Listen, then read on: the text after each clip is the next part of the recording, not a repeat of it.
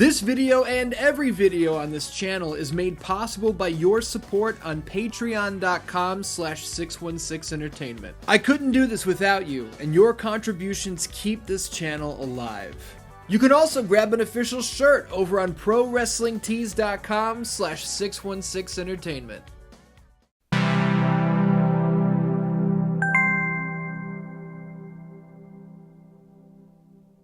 I grew up loving video games. Video games of all shapes and sizes, you know? I can recall the first time I ever experienced a video game, believe it or not. It had to be 1993 or 94. My brother and I had two friends of our same age living one floor below us in our family's Alsip, Illinois apartment. These two friends of ours had an amazing contraption in their bedroom which I would eventually come to recognize as the Nintendo Entertainment System. Sunsoft's Batman was the first game I ever played, and what a jumping off point that is, right? Over the years, my brother and I would get a Sega Genesis, a PlayStation, eventually a PlayStation 2. It was an incredible time to be a kid. If you're watching this video, there's a pretty good chance you grew up in a similar fashion, experiencing several different consoles along the way, seeing this beautiful art form grow from generation to generation. You probably had your personal favorites the same way I did. Some of my earliest memories are tied to Castlevania on the NES. The original Resident Evil from 1996 is still my favorite video game of all time, and I've spent more hours with the WWE SmackDown series than I care to detail. But there's a difference between simple, consistent enjoyment and the unbelievable feeling of experiencing something unlike anything you've ever experienced before.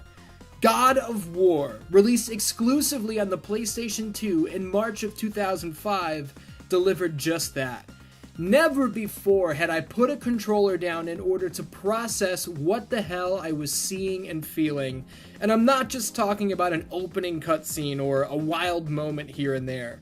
This entire adventure is one get the hell out of here and you've got to be kidding me after the next. Battling a three-headed Hydra on a creaky wooden ship in the middle of an oceanic storm? You got it. Breaking a Minotaur's horn off and viciously jamming it down its throat. Watching him die as blood sprays into the air as if his jugular were a garden hose. 100%. Ripping Medusa's serpentine head from her shoulders and keeping it to use as a weapon for the rest of the game? You bet your ass. The amazing part about all of this is that we're not only barely scratching the surface, but this is just the beginning of what's to come. God of War as a franchise has spawned 4 direct sequels across 3 console generations, 2 prequels exclusive to handhelds, comic books, action figures, novelizations, and more. And we're about to experience all of it together. Here and now, we're beginning our journey through the history of God of War. What's up, Dan-Dans? Thank you very much for clicking on this video. My name is Ian, and over the next 6 months, you and I are going to explore the nooks and crannies of this franchise, from its PlayStation 2 origins all the way up to the here and now, as we anticipate the arrival of the big finale, God of War Ragnarok. Kratos is a legendary character. The Blades of Chaos and the Leviathan Axe should be inducted into the Video Game Weapons Hall of Fame, and this unforgettable, blood-soaked tale of vengeance, betrayal, and evolution is one that should be remembered and celebrated for generations to come. And that's exactly what we're going to kick off here today. Welcome to the History of God of War, Part 1, The Birth of the Ghost. Jumping headlong, balls deep into the action, the violence, the puzzles, and the unexpected might seem like a fun idea, and I promise you we'll get there, but to not shine a light on the origins of Kratos and how his story came to be would be doing not only this franchise, but you, as the viewer, a great disservice. Every journey begins somewhere, and when it comes to God of War, it all began with Mickey Mania. And no, I'm not kidding. Now you might be wondering what in Sam hell the face of Disney has to do with God of War, and damn it, I'm going to tell you. Mickey Mania, released in late 1994 for the Sega Genesis, Super Nintendo, Sega CD, and more, was the debut project for the creator of God of War, David Jaffe. If you're a longtime gamer, that name alone is enough to put a smile on your face and to trigger a hardcore nostalgia overload. David Jaffe not only created God of War, but co-created Twisted Metal, a series that, to this day, has a rabid fan base. A fan base that includes me, so I should know. If you don't think my friends and I were blasting each other's cars sky high with that amazing soundtrack raging in the background, you're out of your ass. Don't get me started on the 2001 entry, Twisted Metal Black, which blew us away and completely reformed our views on what a video game could be. The cinematic cutscenes for each and every character's story mode were mind-blowing, and honestly, kind of scarring. To this day, nearing my 32nd birthday later this year, the most innocuous, everyday occurrences can snap me back to my buddy Tim's bedroom, crowded around the television, mortified by these stories. A preacher, possessed during an exorcism, murders an entire family, including their baby. He enters and wins the tournament in hopes to clear his name, only to have it revealed that there was no exorcism, no possession, and that his actions were all his own. He commits suicide, and the sound of his body crashing on a vehicle below sends us to the credits. There's only one path before me.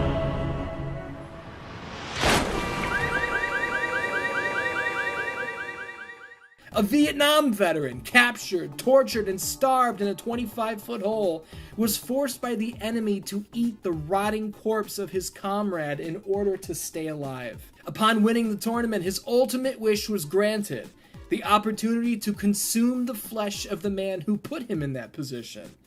Do you get the picture? We were 10, 11 years old, blazing through this game and watching these cutscenes with the volume turned down because we knew this was hardcore. We knew we would probably get questioned if our parents came into the room and saw what the hell was on the screen. This was the best. These are the memories that stick with you, and that's David Jaffe's work. Now, I was 14 when God of War came out. I had no idea what was going on. I didn't come into God of War going, oh dude, this is directed by the same guy who did Twisted Metal Black. I had no clue.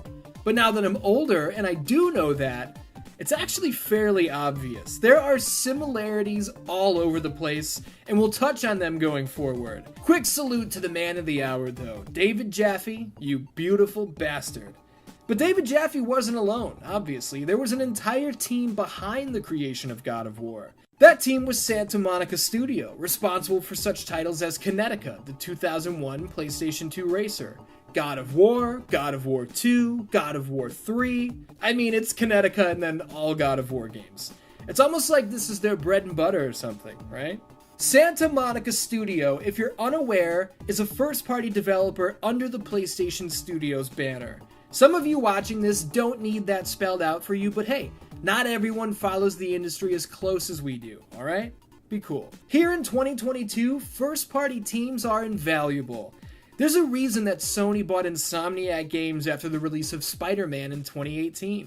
There's a reason Microsoft paid $8 billion for Bethesda and close to $69 billion for Activision Blizzard King shortly thereafter. When you're drafting a team to compete at the highest level, you want the best of the best playing for your team and wearing your jersey. In the PlayStation 2 generation, Sony's roster of first-party offerings played a huge part in what was, without question, an unparalleled era of dominance. Naughty Dog gave us the Jak and Daxter series, and would go on to deliver Uncharted and The Last of Us. Polyphony Digital's Gran Turismo 3 and Gran Turismo 4 hold the number 2 and 3 slots in the best-selling PS2 games of all time list, trailing only the juggernaut that was Grand Theft Auto San Andreas. Insomniac's Ratchet & Clank series, Sucker Punch's Sly Cooper trilogy, the list goes on and on. I'm not going to run down the entire call sheet because that'd be ridiculous. Why am I telling you all of this? The topic at hand is God of War. Why are we digging this deep into PlayStation 2? We're doing this because it's important. It's history. Both God of War and its lead, Kratos, are synonymous with the PlayStation 2. Kratos' status as a pillar for Sony, as a mascot for their console, as a star of their show, all began here on the PlayStation 2. You can't forget where you came from.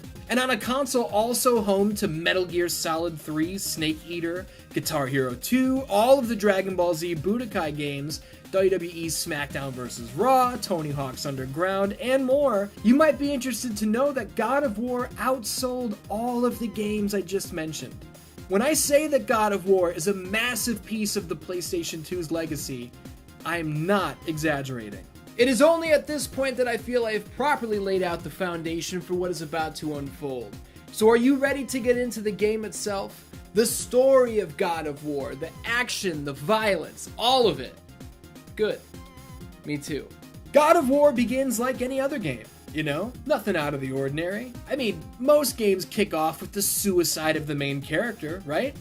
Oh, they don't? Well, this one does.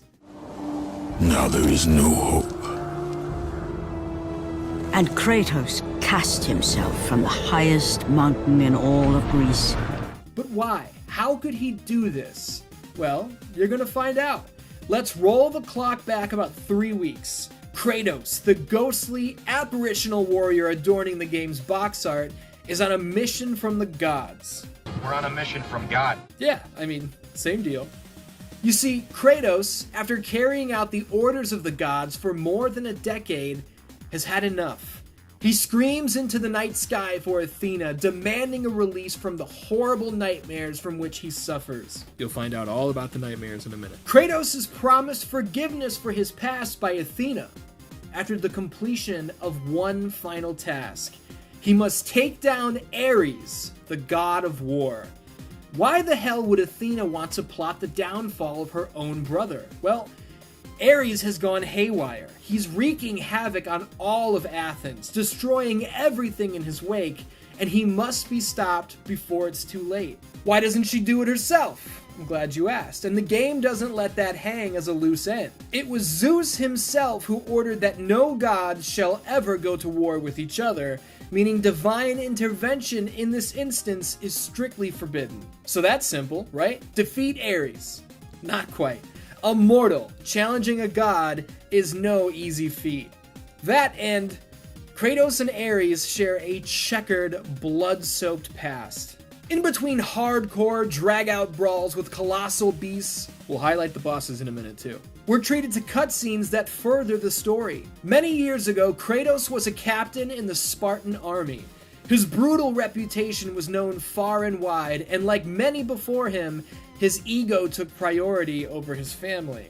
And though Kratos was a savage leader, he was not invincible. The barbarians of the East far outnumbered Kratos in the Spartan army, and after a long and arduous battle, all hope was lost. As the barbarian leader's killing blow loomed overhead, Kratos did the unthinkable, swearing his soul to Ares, the god of war, in return for salvation from this loss. Ares would lay waste to the barbarian horde and befit his new servant with the blades of chaos, weapons forged in the depths of Hades, the chains seared into his flesh, never to be removed. And though Kratos gained victory on that night, what he would come to lose would far outweigh this triumph. Not a single soul was safe from Kratos, not civilians, not his own soldiers should they bat an eyelash at his orders, no one.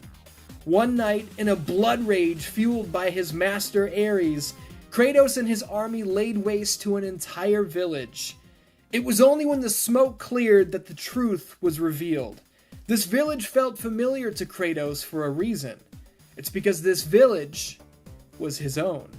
The blades of chaos cut down everyone in their path, including his own wife and daughter. Shattered, completely hollowed out by the torment of his actions, Kratos pleaded to the gods, only for Ares to appear, and reveal that this was no coincidence and no accident. With Kratos' wife and child dead, he could serve Ares with his every waking breath, as there would be no distractions.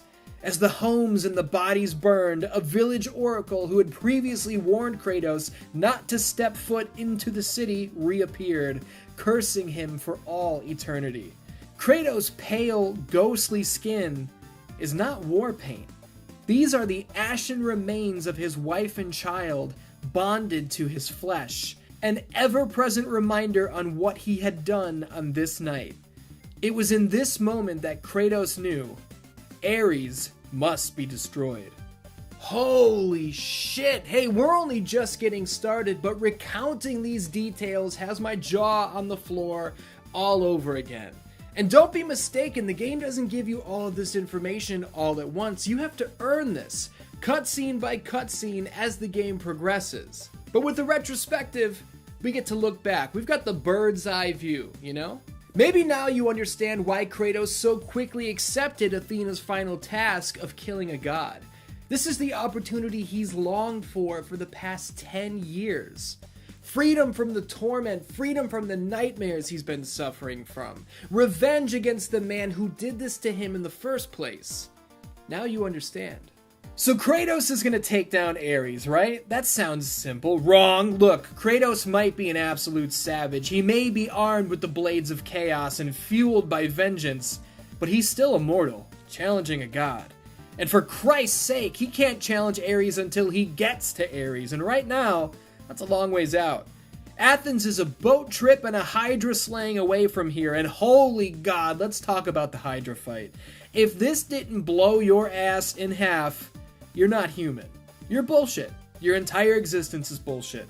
The roar of this beast, to me, is about as iconic as Godzilla, as the legendary T-Rex.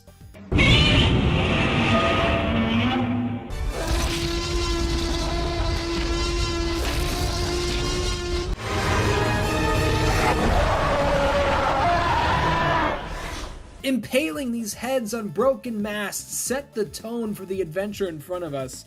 And if this fight weren't enough, how about this? We need a key held by a man who was on this boat.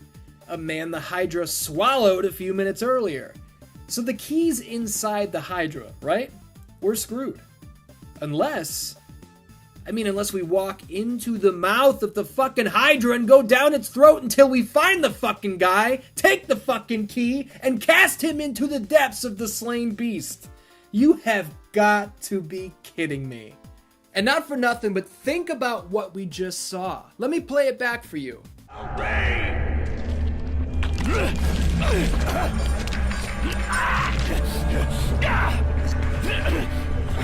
Thank you! Thank the gods you came back for me! I didn't come back for you.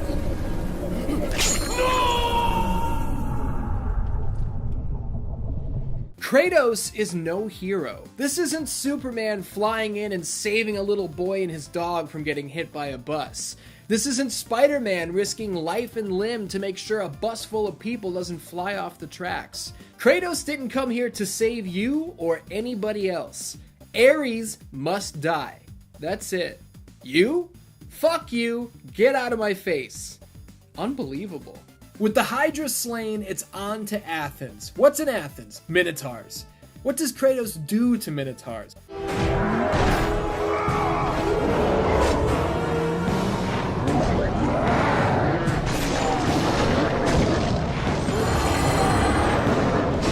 Onwards, right? Wrong. Big boy Cyclops drop in to stomp ass. Gotta stab him handle deep right in the eyeball. Bye-bye, big boy. Medusa makes her presence felt. For a second. Kratos rips her head clean off, and guess what? Her gaze, the eyes that turn enemies to stone, is now ours to keep. And that's a mechanic I've carelessly glossed over so far. Each one of the gods, along the way, will lend us a hand and grant Kratos new abilities. For the Hydra fight, Poseidon gives us his rage. Later on, Zeus's fury allows us to throw lightning bolts to drop distant and airborne enemies. Mixing and matching these abilities is key to certain battles. They can make or break your experience, and yes, they're all upgradable, as are the Blades of Chaos. All of these red orbs spilling out of chests and slaughtered jabronis, these are our experience points. If you want to stand a chance in hell as the game progresses, you better spend these points.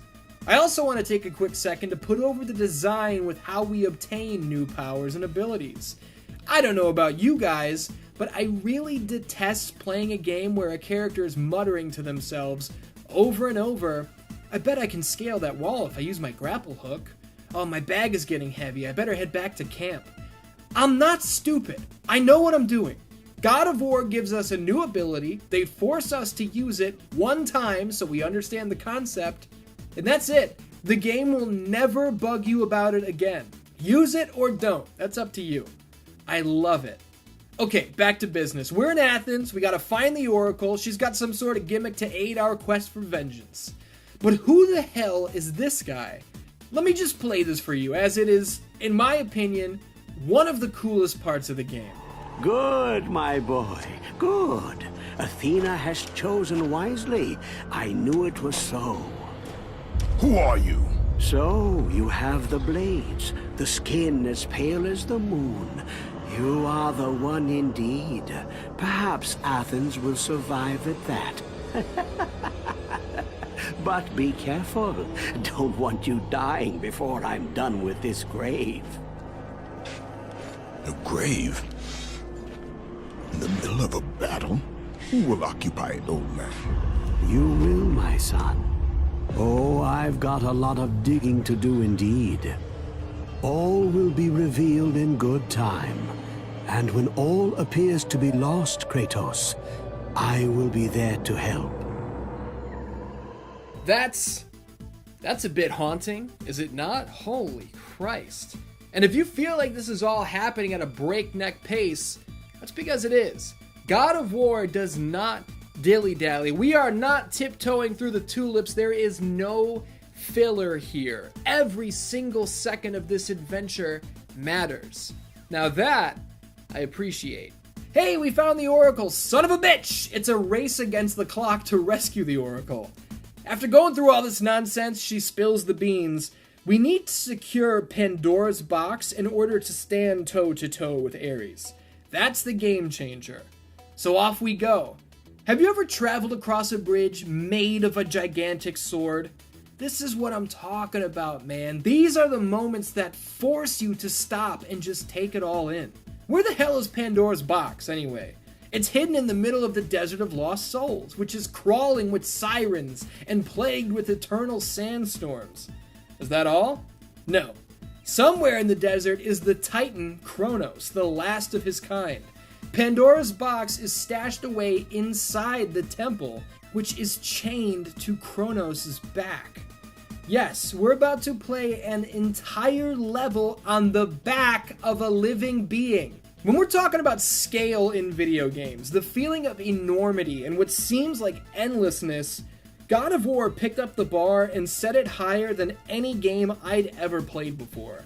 Shadow of the Colossus might have come to mind for you, and that's another great example, but God of War was on shelves in March of 2005, and Shadow released in October of 2005. Over the next several years, games like Resistance 2, Dead Space, Infamous 2, all of these massive enemies had me going, yep, that's some God of War shit right there. And it's not just the enemies, but the environments as well. When the camera pulls way out, we can feel the scope of these stages. It's out of control. I find it funny that it takes Kratos days to ascend the Titan Chronos and even reach the temple, only to be told at the top that no one has ever made it all the way to the box. This guy here burns the bodies of all the soldiers who have tried and failed. And that's what I find funny. Man, I didn't think anyone else would be able to get up here with everything Kratos just went through. I guess it's not that hard though. Look at all these jamokes who have tried and failed. Pandora'S Temple is a multi-tiered labyrinth filled with puzzles, death traps, challengers of all shapes and sizes, the challenge of Hades, which consists of some of the most heart-pounding oh shit moments in all of gaming, and to top it off, a showdown with Pandora'S Guardian. This boss fight is tremendous, and it all caps off with the Guardian impaled, stuck to the wall, its blood coating the floors with a sweet ruby finish. The journey continues, and once the box is in our grasp, Athena appears. We've got to bring the box back to the city and open it up. This is it. The moment we've been waiting for, right? Ares, that son of a bitch, that treacherous, slimy, bottom-feeding... Oh, fuck. I will see to that. Goodbye, Spartan. You will rot in the depths of Hades for all eternity. As the life began to leave Kratos, his thoughts returned to that fateful night. Even in death, the memories, the visions would not fade. And Kratos fell into the underworld, the river Styx beckoning below, the currents strong enough to carry even the strongest mortal to his eternal resting place. Nah. Ares may have stapled our ass to the wall. He may have banished our soul to Hades. But that's not going to keep Kratos down. No way, not after all this. The ghost of Sparta's rage cannot be contained, not even by Hades. You again?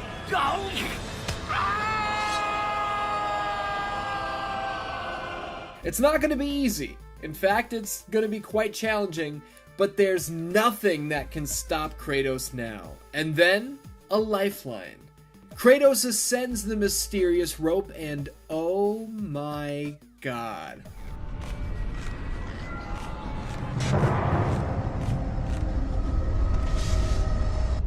Ah, Kratos. And not a moment too soon. I only finished digging just a moment ago. Who are you? Now that is an interesting question. But for now, you must hurry. Athens needs you. But how did you know I was... Athena isn't the only god keeping watch on you, Spartan. Complete your task, Kratos, and the gods will forgive your sins. Get out of here, dude. Let's go. There's Ares taunting the gods with Pandora'S Box in hand. Boy, you should have been watching your back because now it's on. What's inside Pandora'S Box? That's the age-old question, and now we have the answer. It's the power of the gods, which makes you big, I guess. This fight is a son of a bitch, and it's not a simple one-on-one battle. In a cruel twist of fate, Ares traps Kratos in a delusion where he's forced to protect his family from himself. Dozens of himself. And when it all looks to be finished... Kratos, please take us home! Do you see, God of War? You took them once, but you'll never have them again. You cannot save them, Kratos. You gave them up in your quest for ultimate power. There is a price to pay for everything you gain. Not that price. I didn't want them to die. No price is too high for what I offered, and you rejected me. A god! Now, you will have no power, no magic. All that is left for you is death! Oh, not again. You should have joined me, Kratos. You should have been stronger. By the gods. The battle was not over. The gods, it seemed, had a final gift for Kratos. I still have allies in Olympus, Ares. Now, you will see how strong I am. Again, are you kidding me? The war rages on, back and forth, in a fight where a health bar is shared at the very top. Every time Ares strikes, he steals his dwindled energy back, making our every move an important one. But when it's all said and done... Remember, Kratos, it was I who saved you in your time of greatest need. I haven't forgotten, Ares. I remember how you saved me. That night, I was trying to make you a great warrior. You succeeded.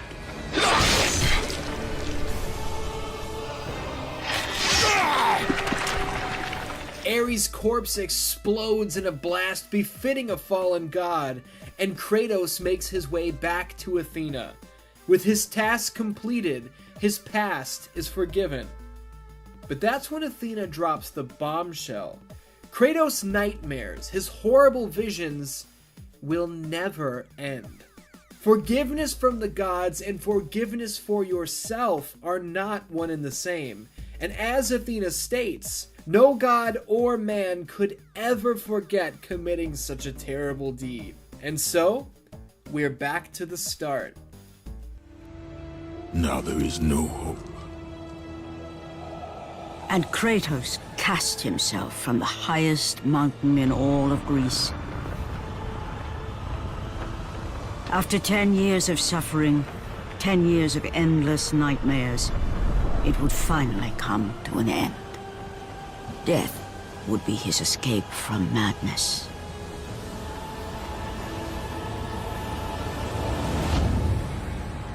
Only, the gods had other plans. Kratos was lifted from the depths and given a new purpose. With Ares dead, there's now an empty throne. As we ascend the golden heights of Mount Olympus, we, the player, recount the journey we just conquered. Kratos, the ghost of Sparta, is now the god of war. Unbelievable. Unbelievable. I could play through the original God of War 1,000,000 times and never get tired of it. The story is insane. The gameplay is phenomenal. The twists and turns. Get out of here. And there's so much more to talk about. Look, I promise I'm not going to keep you here all day, but this is the history of God of War Part 1, and we need to start things off with a bang. Speaking of banging, let's talk about the sex minigame, where Kratos gets down to business with 2 ladies aboard the ship in the beginning. This has been labeled, years after the launch of the game, as misogynistic, which the franchise creator and game's director, David Jaffe, has fired back on multiple times. Kratos isn't taking advantage of these women. Kratos isn't forcing himself on anyone. To view consensual sex as misogynistic somehow doesn't really compute with me. Is it shitty of Kratos to try and bury his guilt in sex and alcohol? Sure, but guess what? Kratos isn't a good person. He's not a hero. We've already been through this. If you're playing a God of War game looking for a role model, you should take a long, hard look in the mirror. And when it comes to long and hard, boy oh boy, let's touch on the platforming section near the end of the Temple of Pandora. What did you think I was gonna say? This sucks. Jumping across gaps, climbing across walls, all of it throughout the rest of the entire game feels great. But this portion here, in the scaffolding high above the ground, this sucks. One false move and you're dead. Is it my fault? Should I just get good? Why don't you get good, jabroni? You know what's good? These quick time events. Yeah, I said it. The quick time events are awesome. And you know who else thought they were awesome? Fucking everybody. God of War set the bar when it came to scale, and God of War changed the game when it came to quick time events. These weren't common back in 2005. Resident Evil 4 had QuickTime events, but they were not the norm. They'd become the norm, sure, and would eventually be driven into the ground, but not here. This was the hotness in 2005. As far back as 2004, the year before God of War launched, Santa Monica Studio would describe God of War as merging the action of Devil May Cry with the puzzle solving of Ico. But the comparisons don't stop there, as David Jaffe himself has credited Onimusha as a strong inspiration as well. What's funny is that not all inspirations come from such obvious places. This Thermosilk shampoo commercial was an early inspiration for the tone of the game's Greek setting, serving as a great example of how to make Greek mythology look badass and sleek for a modern video game. The narrator you've heard through the game's cutscenes is voiced by Academy Award winner Linda Hunt. The memories came rushing back, as familiar and permanent as the blades chained to his wrists. Names like Morgan Freeman and James Earl Jones had been batted around, but it was a Lexus commercial featuring the voice of Linda Hunt that sealed the deal for David Jaffe. Chaos reigns and panic knows when something wicked this way comes. I'm I'm serious about these last two as well. This comes straight from the mouth of Mr. Jaffe himself. That's also where I learned that there was a full-length, full-game commentary track recorded and discarded because it wouldn't fit on the disc. This recording was never released and may be considered a lost piece of God of War's legacy.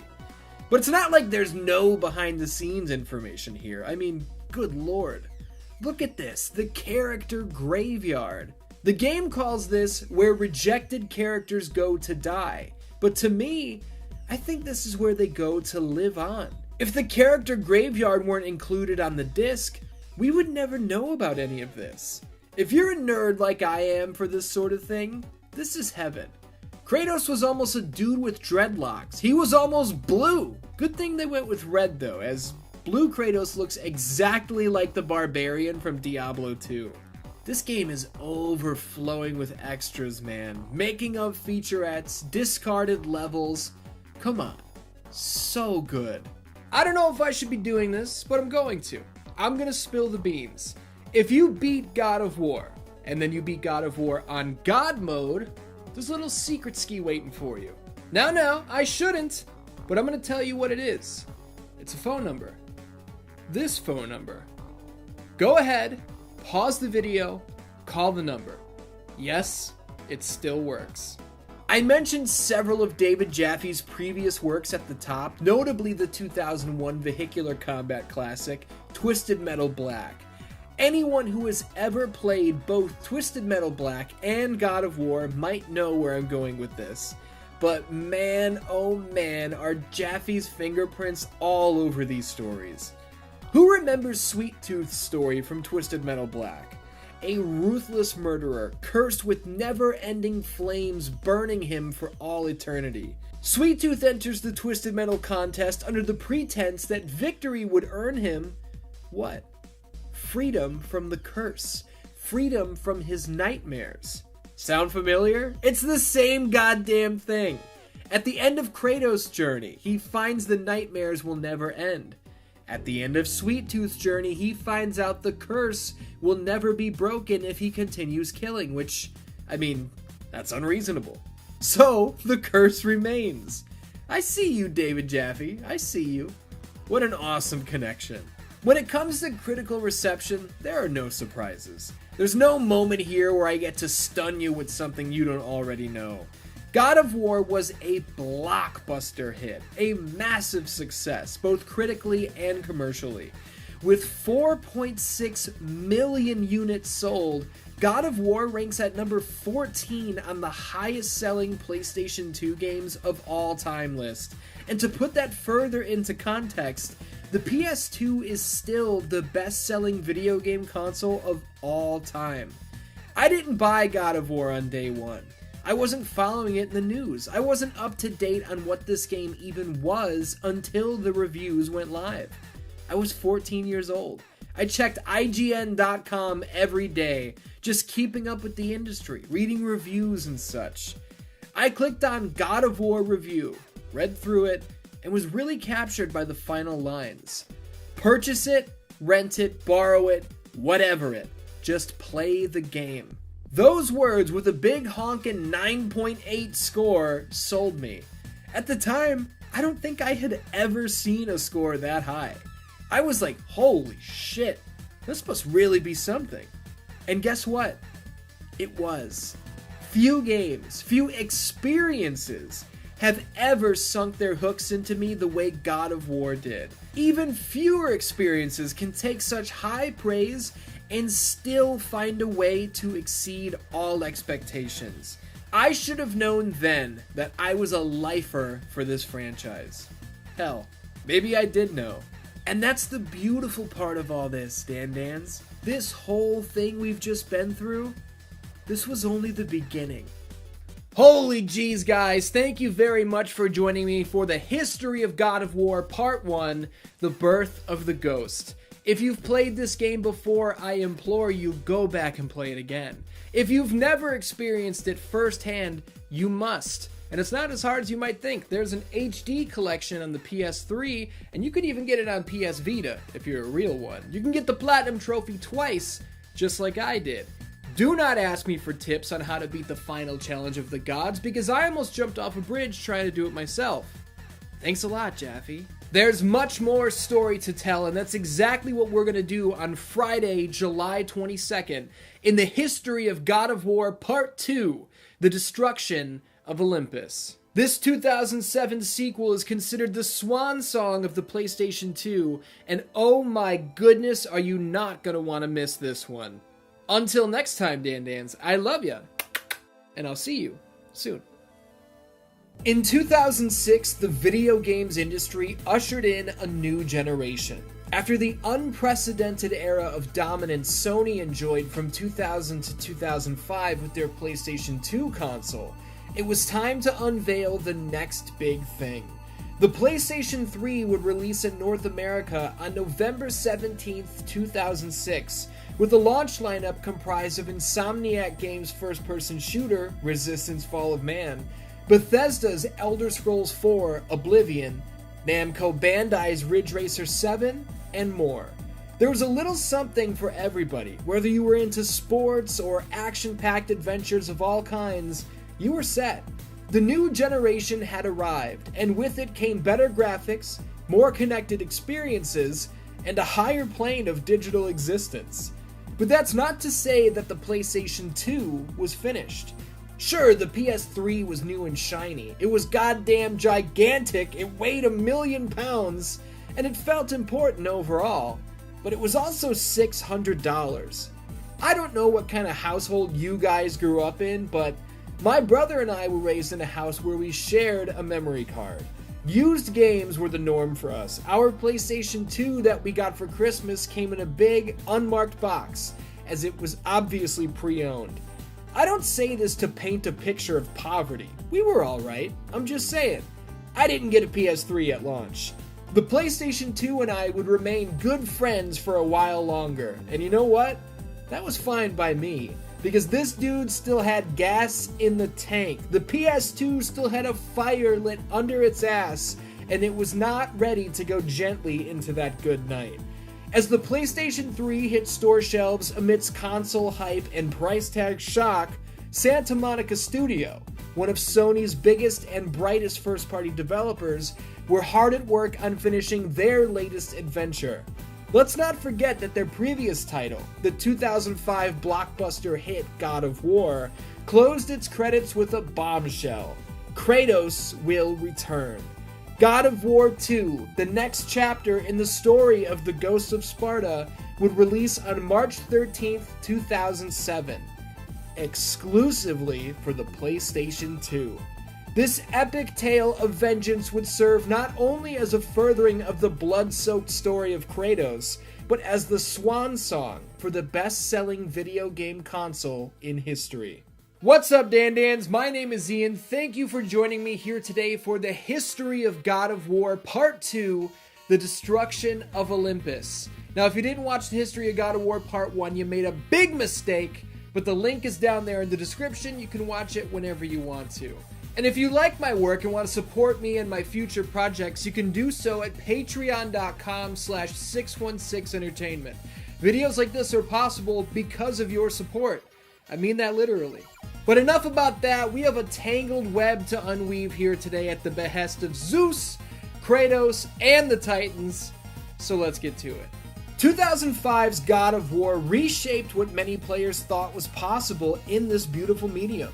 The way Santa Monica Studio used scope and scale in order to paint a jaw-dropping picture of a world untethered to conceptual norms made an impact on millions. Their inclusion and even reliance on QuickTime events allowed the player to take control of action sequences that looked like they were pulled straight from a major motion picture. The game was a trendsetter. It was a blockbuster, and it was the original.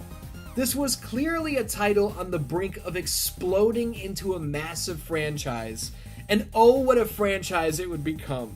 And it really didn't take that long. God of War 2 was revealed almost 1 year to the day after the release of the original, at the 2006 Game Developers Conference. But the franchise, though still in its infancy, was already seeing major changes behind the scenes. David Jaffe, God of War's creator, would no longer be in the director's chair going forward. Stepping into the role of director on God of War 2 would be a young and bright-eyed Cory Barlog, who was definitely feeling the pressure. It's my face and my name out there that if this is bad, I'm the guy. You're the guy that fucked up God of War, you know, like, that weighs heavily. God of War 2 would serve as Barlog's directorial debut, but the man was already well experienced in the industry, having played the role of lead animator on the original God of War, as well as 2003's Backyard Wrestling, Don't Try This at Home, and 2002's X-Men, The Next Dimension. If you're hearing the name Cory Barlog and going, man, that sounds familiar, I just can't place it, it's because he also wrote and directed the 2018 God of War reboot. But let's not get too ahead of ourselves here. We celebrated David Jaffe's work in the History of God of War Part 1, with his rise from Mickey Mania to Twisted Metal, so on and so forth. So what was it that made him walk away from the gig of directing the sequel to the greatest critical and commercial success of his entire career? Jaffe would tell Entertainment Weekly in a March 2007 interview that, in more ways than one, God of War was an extremely eye-opening experience for him. He mentioned that one of his greatest influences in creating God of War was the 1981 film Raiders of the Lost Ark. It wasn't until after God of War was finished and released into the wild that Jaffe came to the realization that, in his mind, a game would never be able to elicit that same type of dramatic response that a film could. He went on to state that he felt that his work never successfully earned a powerful emotional response, and that he'd rather look for inspiration in games like NFL Blitz and NBA Jam in order to celebrate what a game is at its core. Just a few months after the release of God of War 2, David Jaffe's new game, Calling All Cars, would release on the PlayStation Network. It reviewed well and was deemed by IGN's Chris Roper as the first must-have downloadable game on the PlayStation Store. Calling All Cars clearly shows where Jaffe's heart was, and at the end of the day, you've got to respect an artist walking away from a surefire hit in order to bring an original and unproven passion project to life. God of War 2 would be Cory Barlog's moment in the sun. Whether he'd wind up with a nice tan or get burned to a crisp was the question at hand. Are you still with me? This is not a 5-minute, 10 out of 10 review or anything like that, if you haven't noticed. This is the history of God of War. This is a deep diving retrospective, and these are the stories that need to be told. Stories celebrating the creation of the game, stories shining a light on the hard work and the achievements of the people who breathed air into these digital lungs, the people who pumped blood through these consoles' veins. I don't know, look, I clearly don't know how to make a game myself, but I can relay the stories of the people who do. And speaking of stories, let's talk about the story of God of War 2. Remember in God of War where the whole reason Athena pitched to Kratos that he take out Ares was because Ares was out of control, spitting in the face of Zeus and wreaking havoc on Athens? Long story short, Kratos does kill Ares and takes the throne as the God of War, and now here we are at the start of God of War 2, and Kratos has taken his Spartan army to Rhodes, where they are laying waste to the city, directly defying the orders of Zeus. Kratos feels lied to by the gods. The visions of his past not being wiped away after completing their task has left him with the ultimate state of fuck me, fuck you, and fuck all of this. I mean, we've all been there, right? Athena pleads with Kratos to stop this foolishness, as she knows what will happen if the path doesn't change, but Kratos will have none of it. He drops in on Rhodes ready to burn it to the ground when a mystical eagle flies through, siphoning his powers away and transporting them into the Colossus, causing the massive statue to come to life, its sole mission to snuff out the flame that threatens to burn the city to ashes. Let's pause really quick to recognize that this is heavily inspired by the 1963 film Jason and the Argonauts, which I was introduced to as a child by my dad. It was one of his favorite movies of all time, and through him, it became one of mine as well. This statue gaining sentience, the Gorgon from Clash of the Titans, really anything brought to life through the stop-motion skills of Ray Harryhausen, I found terrifying. And although I was scared to the point of leaving the room screaming, I always came back and wanted to watch it again. The Thriller video was the same way. Get away! But I don't think God of War 2 has any ties to Thriller that I'm aware of, so let's get back on track. Kratos, having been partially stripped of his powers, struggles in his battle with the Colossus. Zeus appears from on high and offers Kratos aid in the shape of the Blade of Olympus, the very weapon that he used to end the Great War. If Kratos will drain his remaining godly powers into the weapon, he can use it to topple his gigantic foe. And being that he really has no other choice, he goes for it. After a breathtaking fight that, at certain points, sees Kratos going inside the statue to break it down from within, the killing blow is landed. And with its final moments, the Colossus strikes once more, nearly killing the power-drained and now mortal Ghost of Sparta. Teetering on the brink of death, Kratos moves to retrieve the Blade of Olympus, only to be blocked by the eagle who screwed him to begin with. The eagle who, in this moment, reveals its true identity. You? Yes, I am forced to attend to this matter myself. Athena refused to undo her mistake. Imagine caring for a creature such as yourself. Why? Why would you betray me? It is you who would betray me. Am I to stand idly by while Olympus is threatened? Your hands are already stained by the blood of a god. I will not let Ares' fate be my own. The gods are petty and pathetic, and your rule is weak. I grow tired of this insolence. I am the king of Olympus. And it is my way that is the way of the gods. You must vow to forever serve me. I serve no one. Then you leave me no choice. Pulling the ultimate bitch move, Zeus attacks the already battered and beaten Kratos, ultimately killing him. Zeus's words are carefully chosen. It did not have to be this way, my son. This path is of your choosing. A choice from the gods is as useless as the gods themselves. Even now, as you draw your last breath, you continue to defy me? Everything you have ever known, Kratos, will now suffer because of your sacrilege. You will never be the ruler of Olympus. The cycle ends here. And after murdering the god of war, Zeus also wipes out the entire Spartan army. Kratos' body is pulled into the underworld, but before he can truly pass over to the other side, he is approached by the Titan Gaia, the mother of Earth. His wounds are healed, his life restored, his flame of vengeance once again a raging inferno. Gaia promises to guide Kratos to the Sisters of Fate, the beings who watch over the threads of time, so that he can go back to the very moment where Zeus betrayed him and alter the course of history. If there's one thing that never disappoints, it's the story of God of War. How do you one-up the tale of traveling all the way to Athens in order to battle Ares, the god of war?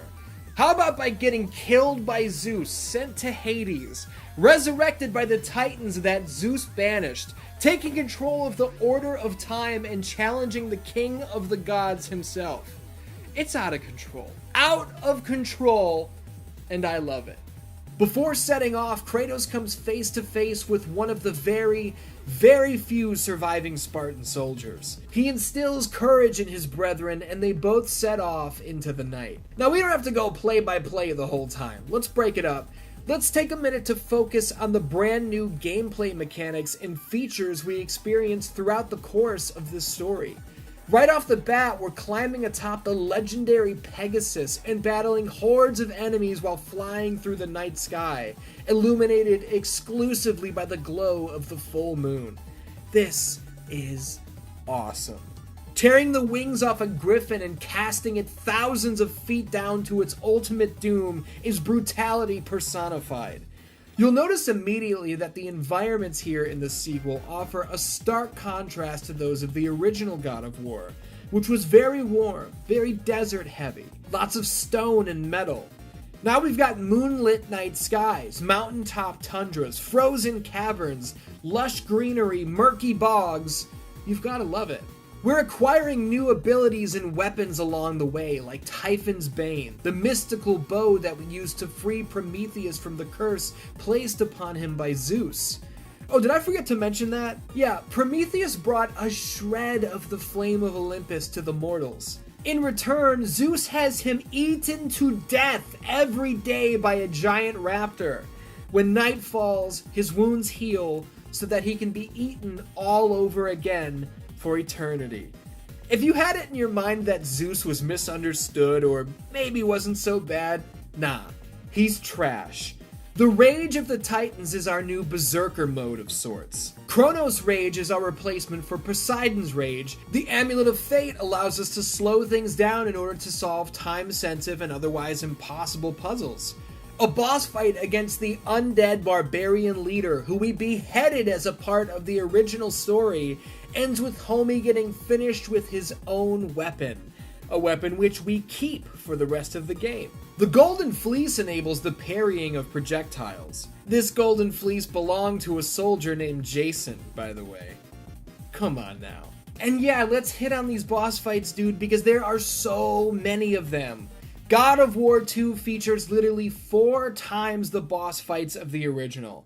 I already mentioned the rematch with the barbarian leader, but I'd like to throw in that a portion of this fight features a cameo from the fucking ship captain from the original God of War.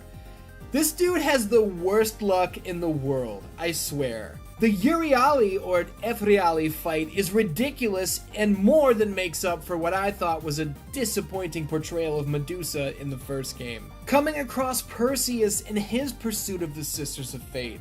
He wants a chance to regain his lost love and thinks that cutting down a fallen god is his chance to prove himself to the sisters. This is so good. He was wrong about the challenge though, and his fate, as he gets killed for this brazen mistake, but that's his problem. Tearing the wings from the back of the deranged and desperate Icarus and keeping them so that we can glide for the rest of the game, now that's big business. These boss fights are bigger, they're better, and they're even more hard-hitting than the original. Just as a sequel should be. Now I've set the table for the story already. Kratos needs to reach the sisters so that he can travel back to the point where Zeus murdered him and change his fate. We took a little break there to talk about gameplay mechanics and new features, but let's dive a little deeper into the story. You may have asked yourself what led to the Great War, the battle where Zeus and the gods defeated the Titans and began the Age of the Gods. It's a hard-hitting, deep-cutting tale, so buckle up. Kronos, the king of the Titans, had been told by an oracle that his fate was sealed. He would be overthrown by his own children. So Kronos did what any father in this situation would do. He began eating his children one by one until there would be no one left to unseat him. Petrified at the thought of losing all of her babies, Rhea sent the last remaining child away. Gaia would then raise this remaining child, Zeus, as her own, which would prove to be the Titans' ultimate undoing, as this child would grow into a vengeful and incredibly powerful warrior. Through the Great War, Zeus fought to gain revenge on Kronos for killing his brothers and sisters, but also to control all from on high. Mortals, to Zeus, were lesser than, nothings, insignificant insects.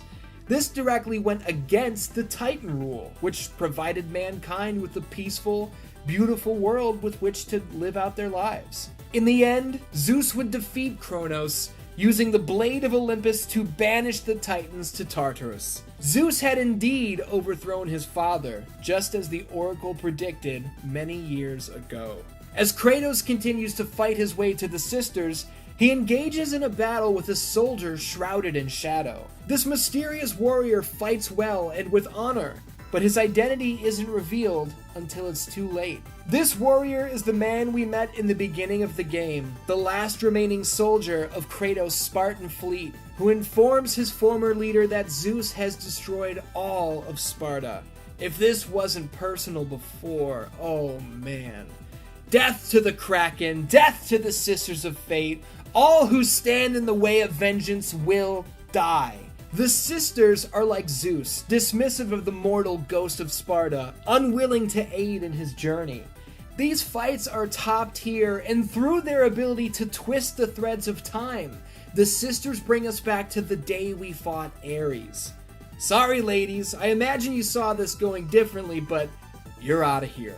With the threads of fate at hand, Kratos returns to the moment that Zeus struck him down, and oh my goodness, the fight is on. Kratos versus Zeus, mortal versus God. Now's a good time to note that Zeus always chooses his words very, very carefully. Let us not forget who was the gravedigger in the original God of War, right? Athena isn't the only god keeping watch on you, Spartan.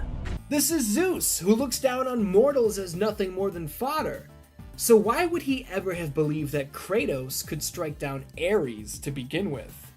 And what was it that Zeus said to Kratos before killing him at the start of the game? It did not have to be this way, my son. The cycle ends here.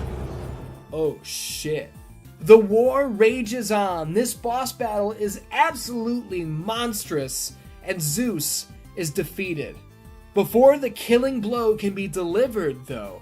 Not do this, Kratos! You dare stand against me, Athena? I do not wish to fight you, Kratos, but I will defend Olympus! Know this, my son. You have started a war you cannot possibly win. The fates have already deemed me victorious. No, Kratos! Stop! Athena! No!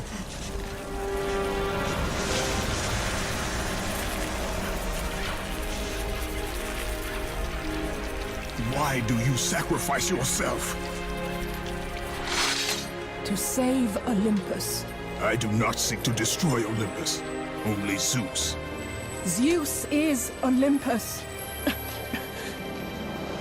He brought this to himself. Because of fear, Kratos. A fear felt by his father, Chronos. A fear that wrought the Great War. A fear that drove Zeus to kill you. His own son. His son? Just as Zeus was compelled to destroy his father, Chronos. You are compelled to do the same. No son should destroy his own father. No, I have no father. God after God will deny you, Kratos. They will protect Zeus. Zeus must live so that Olympus will prevail. If all on Olympus will deny me my vengeance, then all on Olympus will die. I have lived in the shadow of the gods for long enough. The time of the gods has come to an end.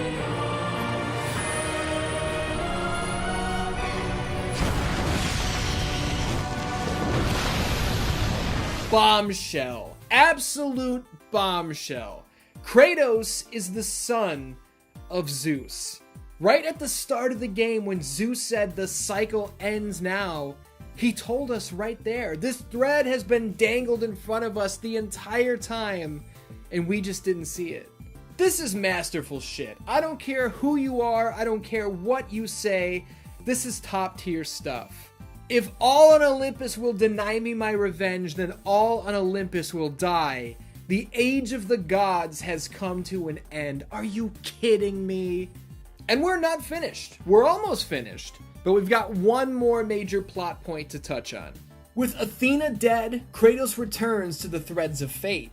Rather than going back to the moment where Athena was killed and correcting that, or the moment where Kratos was killed, Kratos goes all the way back to the Great War.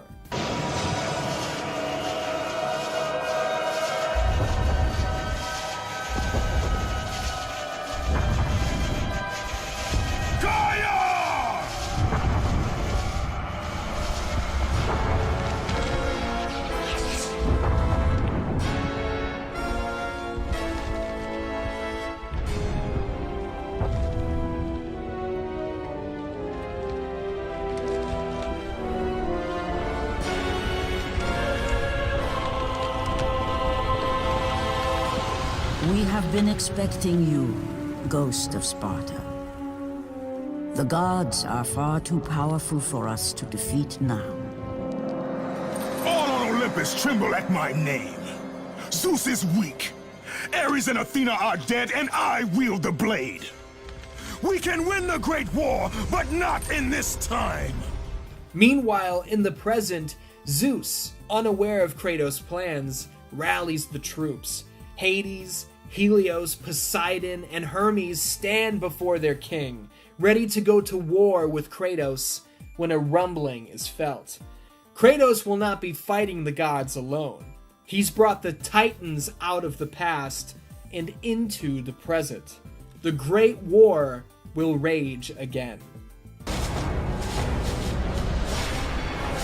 Zeus, your son has returned! I bring the destruction of Olympus!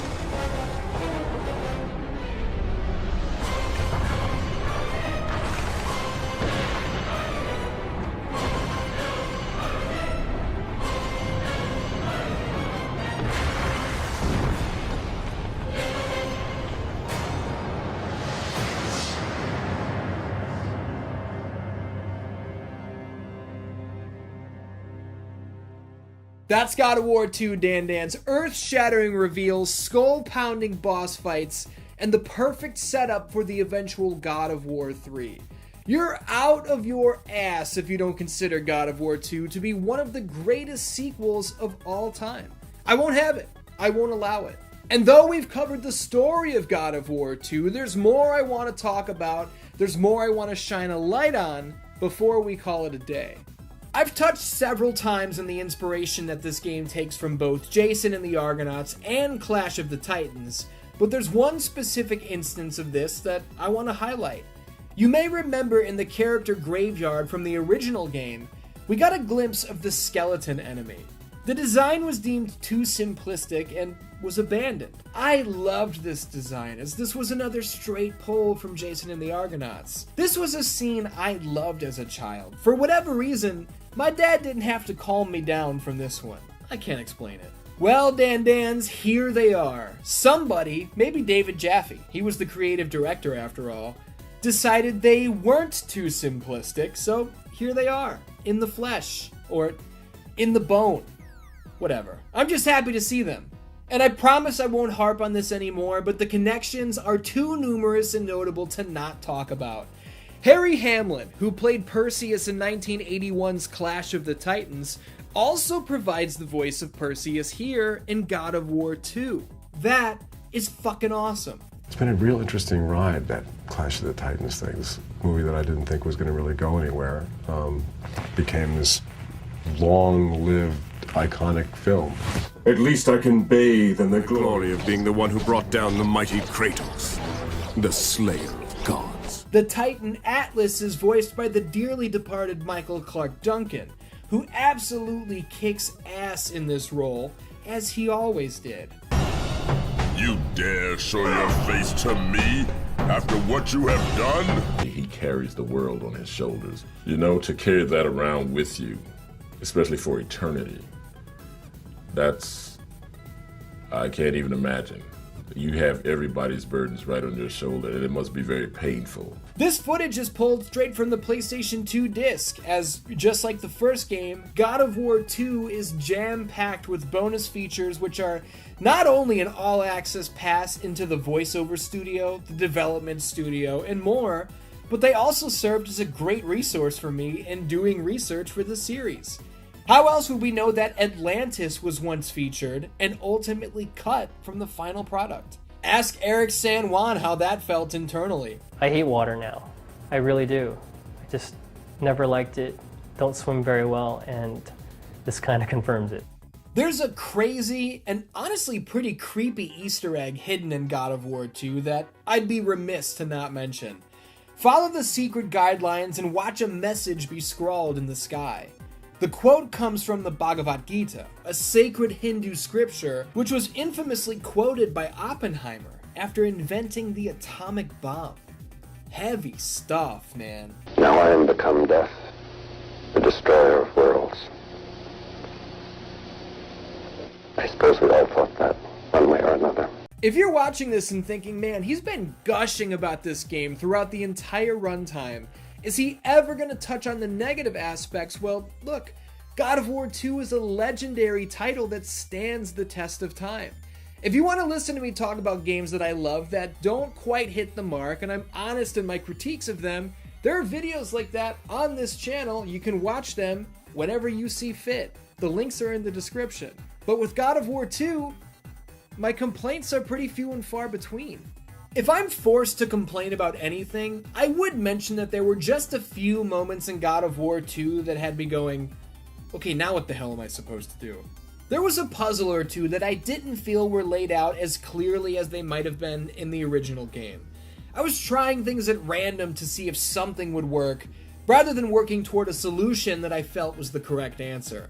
My key complaint, though, is the new grapple hook move, where Kratos can use the Blades of Athena to latch onto pieces of the environment and swing around the stage.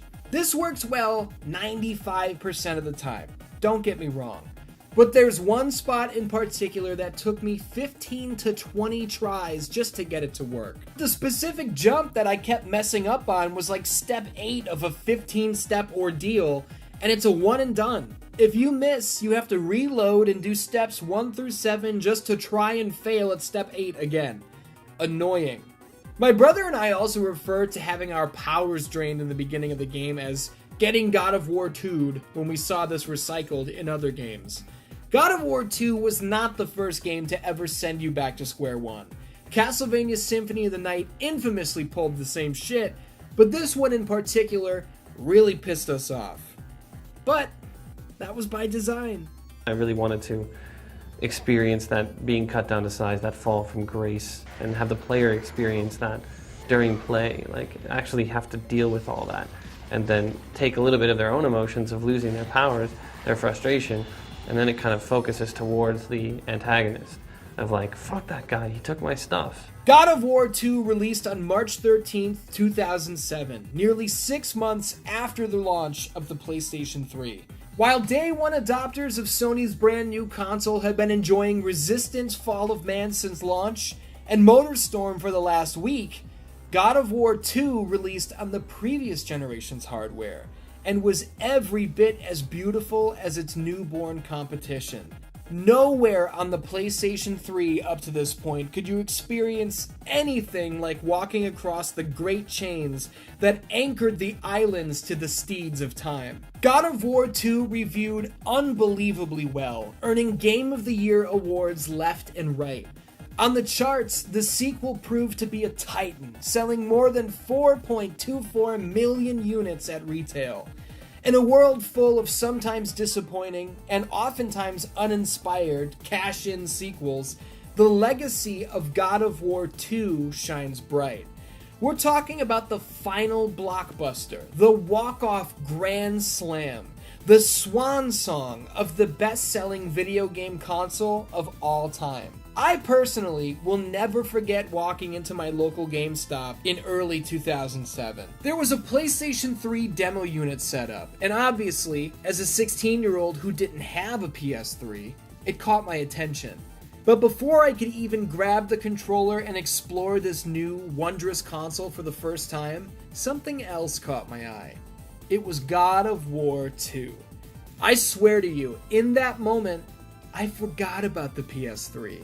The word legendary is thrown around far too often, but in this instance, it fits perfectly. I knew that my good friend the PlayStation 2 and I were going to be together a little bit longer. I didn't know at the time that this was the last adventure that we'd ever take together, but if I did, I don't think it would have felt any different. Because there's no possible way it could have been any better. There it is, Dan. I swear, every time I wrap one of these history of videos, I'm always so proud to finally have told my stories about the subject, but at the same time, I also feel like I lose a little something because now those stories are out there. I've told them. I can't tell them again. God, I can't imagine how the people making these games feel. Don't you dare miss the next chapter, the History of God of War Part 3, The End of Vengeance, which premieres August 19th, 2022. I can't wait for you guys to see Part 3, but in the meantime, if you enjoyed this video and want to see more like it, search through the channel. And if you want to support future content like this, you can do so at patreon.com/616entertainment. Look, not a lot of channels will tell you this, but a channel like mine lives and dies by the support that people like you show it. So I appreciate you to the ends of the earth. You have no idea how important it is or what it means to me, but I'm not going to talk your ear off. I'm just going to say I love ya, and I will see you next time. 2005's God of War told a tale of revenge. Kratos, the ashen warrior known as the Ghost of Sparta, struck down the god Ares and took his throne. The 2007 sequel, God of War 2, saw Kratos defy the king of Olympus himself, Zeus, and be struck down from on high. He'd form an alliance with the Banish Titans, and through the manipulation of the threads of time, would reignite the flames of the Great War, setting the scene for the ultimate climactic finale. 2010's God of War 3 promised to deliver an experience unlike any other, and for the first time, this illustrious franchise would leap onto the next generation of hardware. But much like the battle awaiting Kratos in Olympus, the development of this project would be no simple undertaking. Could God of War blast a walk-off grand slam in its third and final outing? At the time. Or would Kratos and the God of War legacy strike out swinging, choking when it mattered most? Only time would tell. What's up, Dan-Dans? My name is Ian. Thank you very much for joining me here today for the History of God of War Part 3, The End of Vengeance. We have an unruly amount to talk about here today. Goodness gracious, I feel like I'm the one who opened Pandora'S Box. And let me head this off real fast. No, I did not skip God of War Chains of Olympus, which technically released between God of War 2 and God of War 3. We're going to cover that next time out. Stick around and all will be revealed. You understand? But let's not waste any time. No goofing around, no dilly-dallying. The History of God of War Part 3, The End of Vengeance. Let's get to it. I've opened the first two parts of the History of God of War, setting the table, covering the development and the behind-the-scenes details before eventually leaping into the storyline.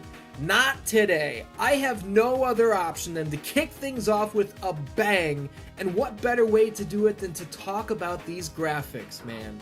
Sony's latest console had been on store shelves for nearly 4 years by the time Kratos finally made his big PS3 debut. Games like Uncharted, Drake's Fortune, Metal Gear Solid 4, Guns of the Patriots, and Ratchet & Clank Future, Tools of Destruction, had taken visuals to a whole new level. These games are gorgeous. There's no debate to be had on the subject. So you can imagine the pressure Sony Santa Monica were under to try and not only meet, but exceed expectations. When I played God of War 3 for the first time in 2010, it was clear no game I had ever played could stand up to this. I remember shouting down the hallway to my brother, "Dude, you have to come see this. This is the best looking game I've ever seen in my life." I'll never forget him walking in during the opening Poseidon battle and going, "Holy shit." The jump to the PlayStation 3 could have been fumbled. Not every franchise can successfully make that generational leap. But in this instance, I don't know if any series had ever pulled it off better. The amount of extra emotion present in Kratos' face is out of control. The camera is oftentimes pulled in much closer than in previous titles, giving us not only a look at the individual muscles flexing in Kratos' back, but at his skin in general. We can see that while the ashes of his family remain in place, his red tattoo has lost much of its vibrance over the years. The sheer power of the PlayStation 3 provided Sony Santa Monica with the ability to create and utilize brand new technology. Take, for instance, Zipper Tech.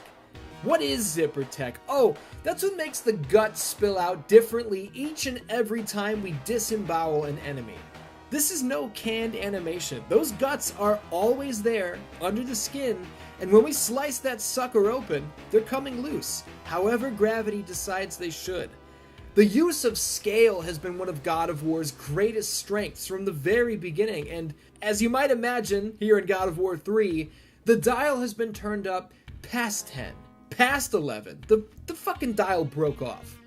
Gliding alongside the chain of balance, which stretches what feels like miles long, is a breathtaking experience. I told you in part 1 of this series how insane it was that an entire level took place on the back of a character, the Titan Chronos.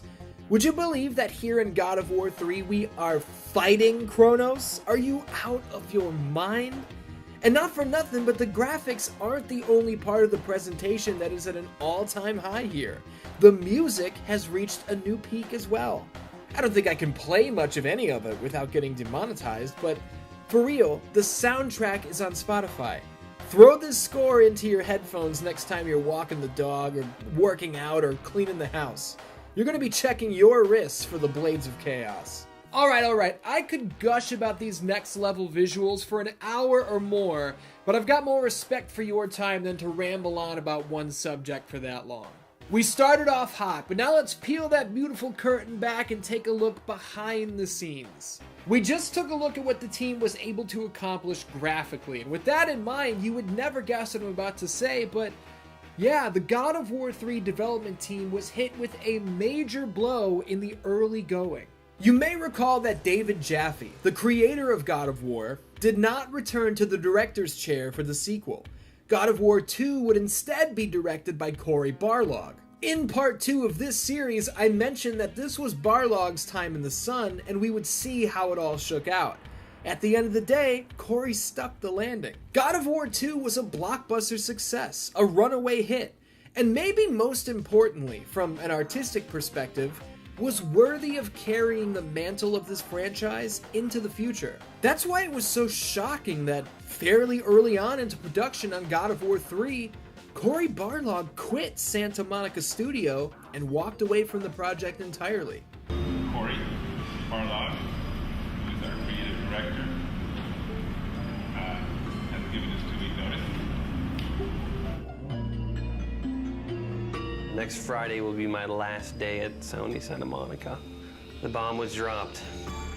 The team was left without a leader, the game without a director, and the future of the series without a vision. Barlog would later tell Level Up that while he could see God of War continuing to be extremely successful, he didn't want to wind up being the God of War guy, going as far as to say he didn't want to direct God of War 4, 5, 6, the expansion pack, God of War, the role-playing kart racing game, and it would take some time for any details to emerge, but after leaving Sony Santa Monica, Barlog wound up teaming with film director George Miller. The duo would work for years on a Mad Max video game that never even came close to release. This may sound like a depressing end to Cory Barlog's legacy, but we've not reached the end of his saga. Stay tuned. With Barlog's departure, God of War 3 needed a new director. Insert God of War 2's lead animator, Stig Asmussen. Santa Monica Studio were ecstatic with their new leader, and now the work could begin. The work for Kratos and his journey began long ago, though, which leads us to the story of God of War 3. The Titans are scaling Mount Olympus. The Great War is set to rage on once again. There's no slow build here, no need to create tension and stretch it out for an hour before something happens. This is it. This is the end of the story. For now. And we're in go mode from the very start. Zeus's coalition of gods spring into action, ready to defend their king with their dying breaths. And here we go. Poseidon knocks Epimetheus off the cliffside to his death before calling upon the waves. Poseidon's hippocampus, a creature unlike anything we've ever seen from the series, hooks itself onto Gaia, dragging her down, and, to be clear, this is not a cutscene. This is gameplay. We're opening with a major boss fight, a battle against a god on top of a roaming titan. Can you say high stakes? Poseidon gives us all he's got across multiple different showdowns, but he's no match for the Ghost of Sparta. Once beaten back down into his human form, he is dispatched, the first god to fall in this final chapter.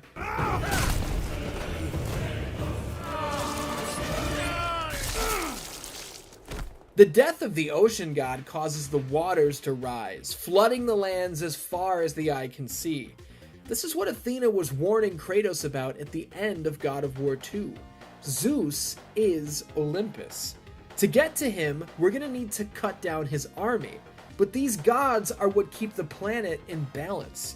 The deaths of the gods will throw all life into chaos. Just don't ask Kratos if he gives a shit. The first major shocker comes into play when Zeus squares off with the team of Gaia and Kratos right here in the early going. Little early for the main event, right? Yeah, Zeus thought so too, so he snuffs this shit out with the quickness.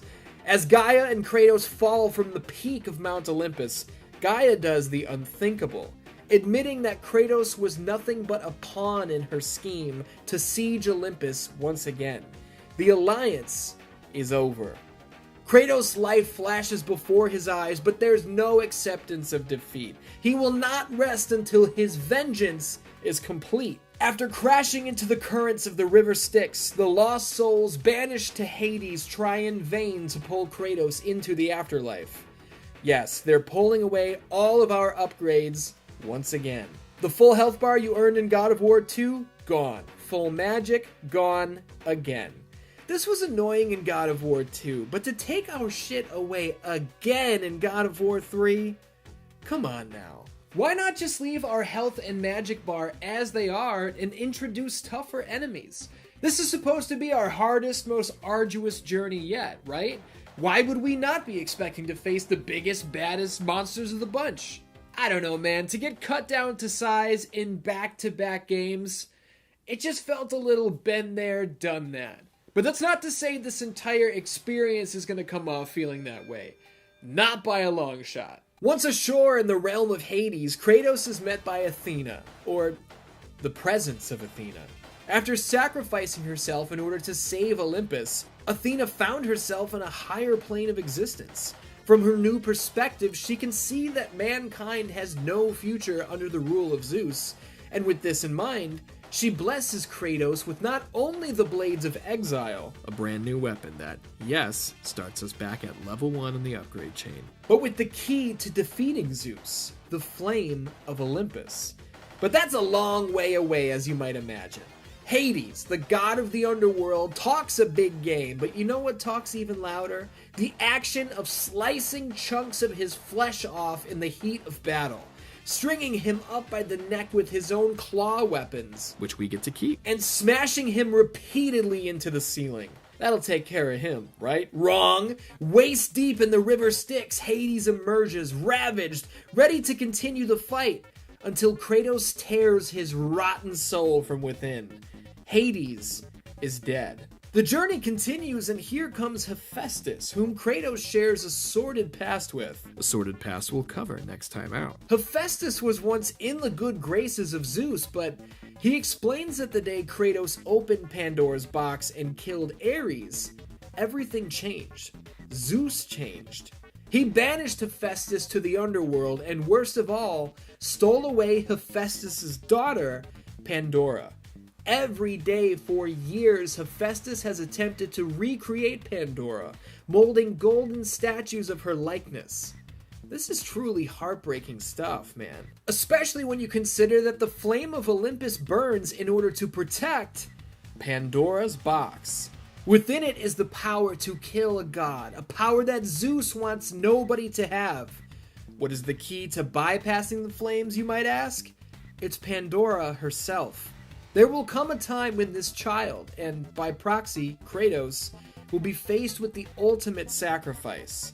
This is gonna be tough. There's a bogus belief out there that Kratos is angry and screaming 100% of the time that he's on screen.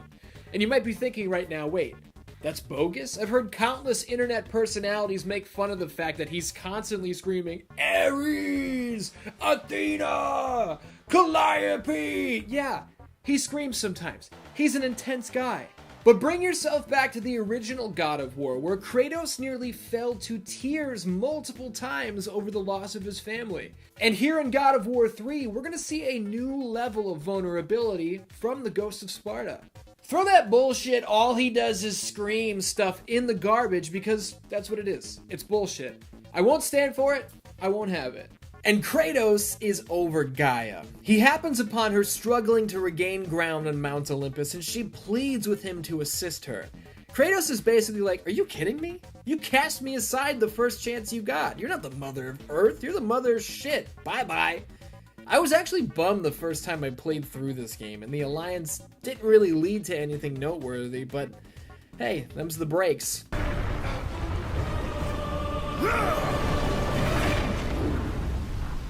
All's fair in love and godly warfare. Speaking of, look at this boy Helios, the god of the sun, battling it out with the titan Perseus. You know what has to happen here. They've both gotta go. After blasting Helios out of the sky, he begs for his life and attempts to dissuade Kratos from continuing his mission. In return, Kratos tears his head clean off his body.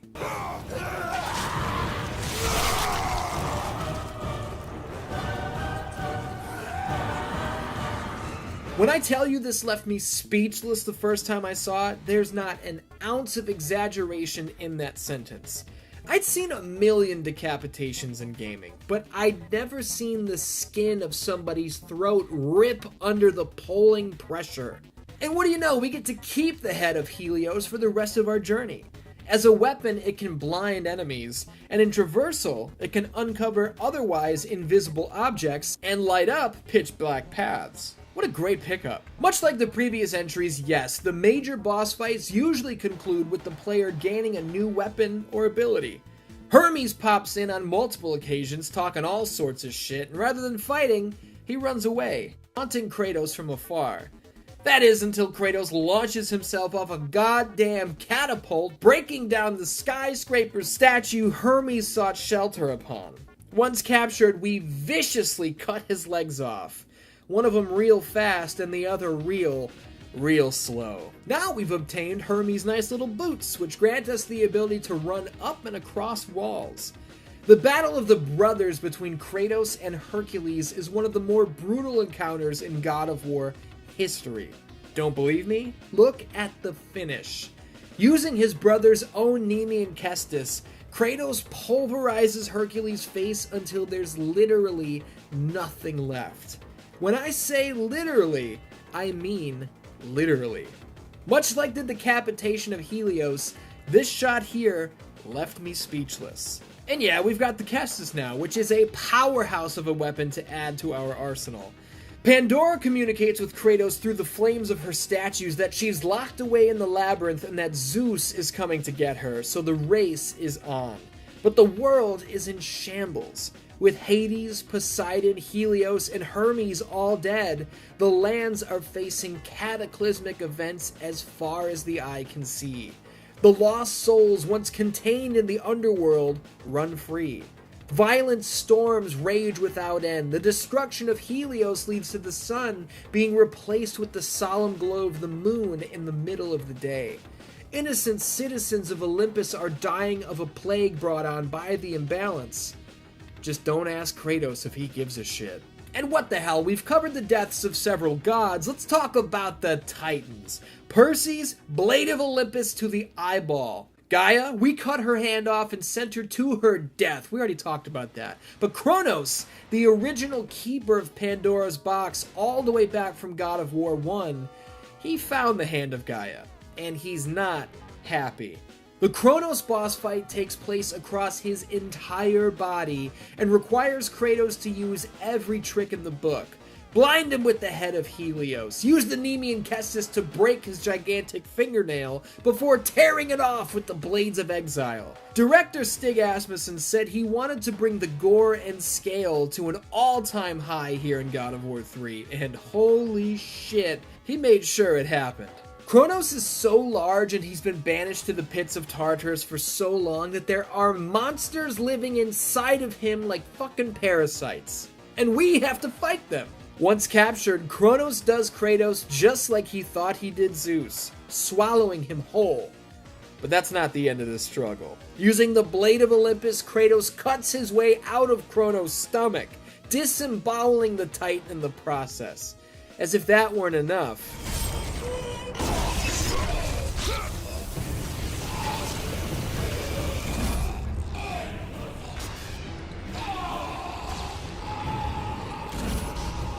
good God, man.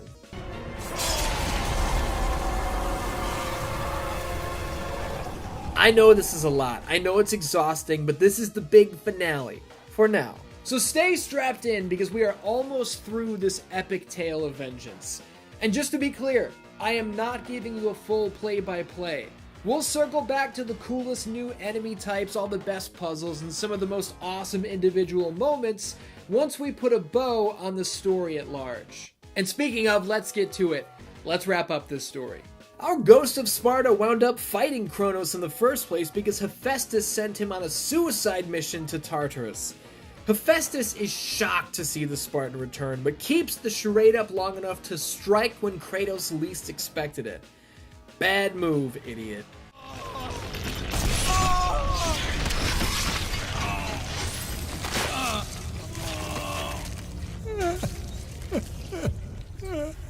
My beautiful Pandora.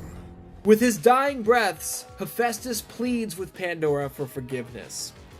Now might be a good time to mention that Pandora is not technically the daughter of Hephaestus. She's not even a human. Pandora is the key to unlocking the Flame of Olympus. Her humanoid form was created through the magic of this world.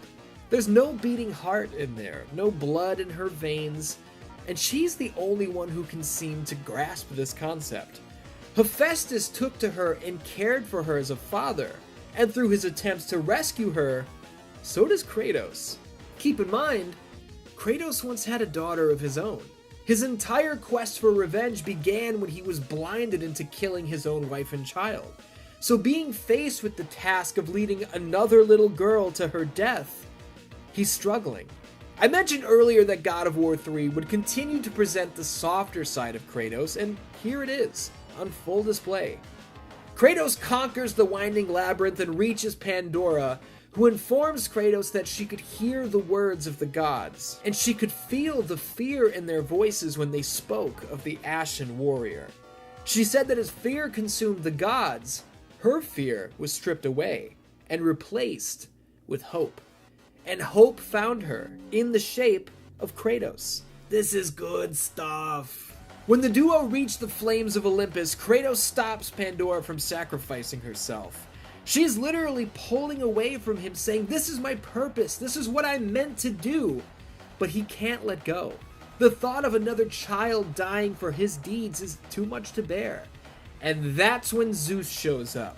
The king of the gods casts Pandora aside like trash, and oh no, you have fucked up now, pal. In God of War 2, the bell finally rang on Kratos versus Zeus, but we ended with no resolution.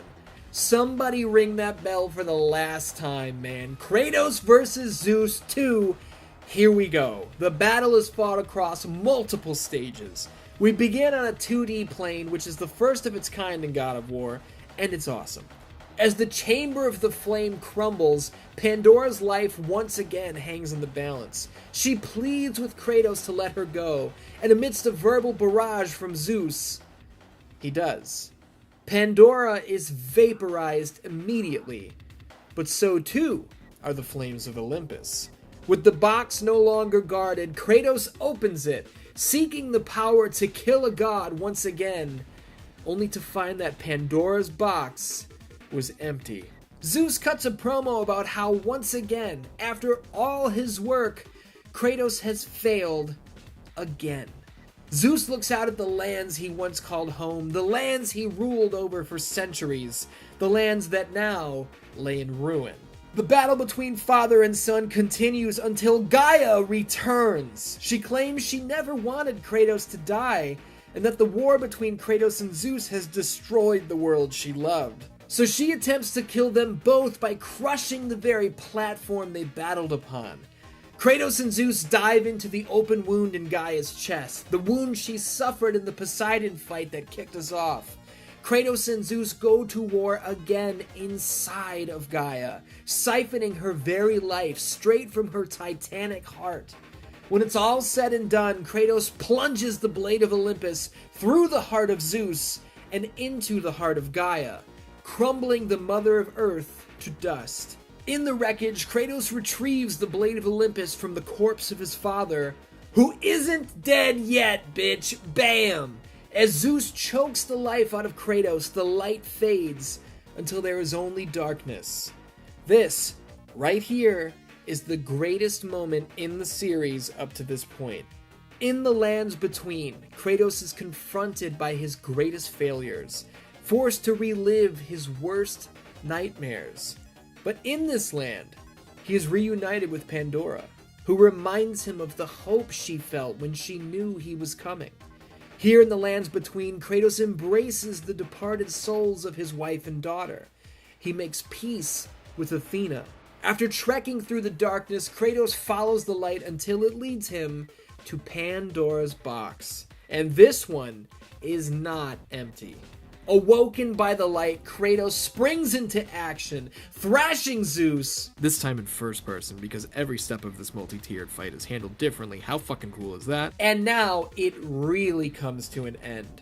The prompt to mash the circle button appears, and I swear to you, I pressed this button far beyond the point of the screen being completely coated in blood. I took everything out on this Olympic piece of shit. Kratos' pain became my pain, and in that moment, I lost myself in the finality of this adventure. The death of Zeus leaves Olympus with nothing but chaos. With the path cleared for a total reset, Athena appears. She pleads with Kratos to relinquish the power he gained from Pandora'S Box, a power that Kratos claims is non-existent.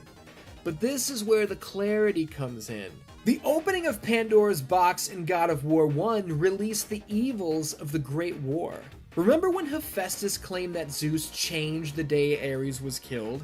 That's the day Kratos opened the box.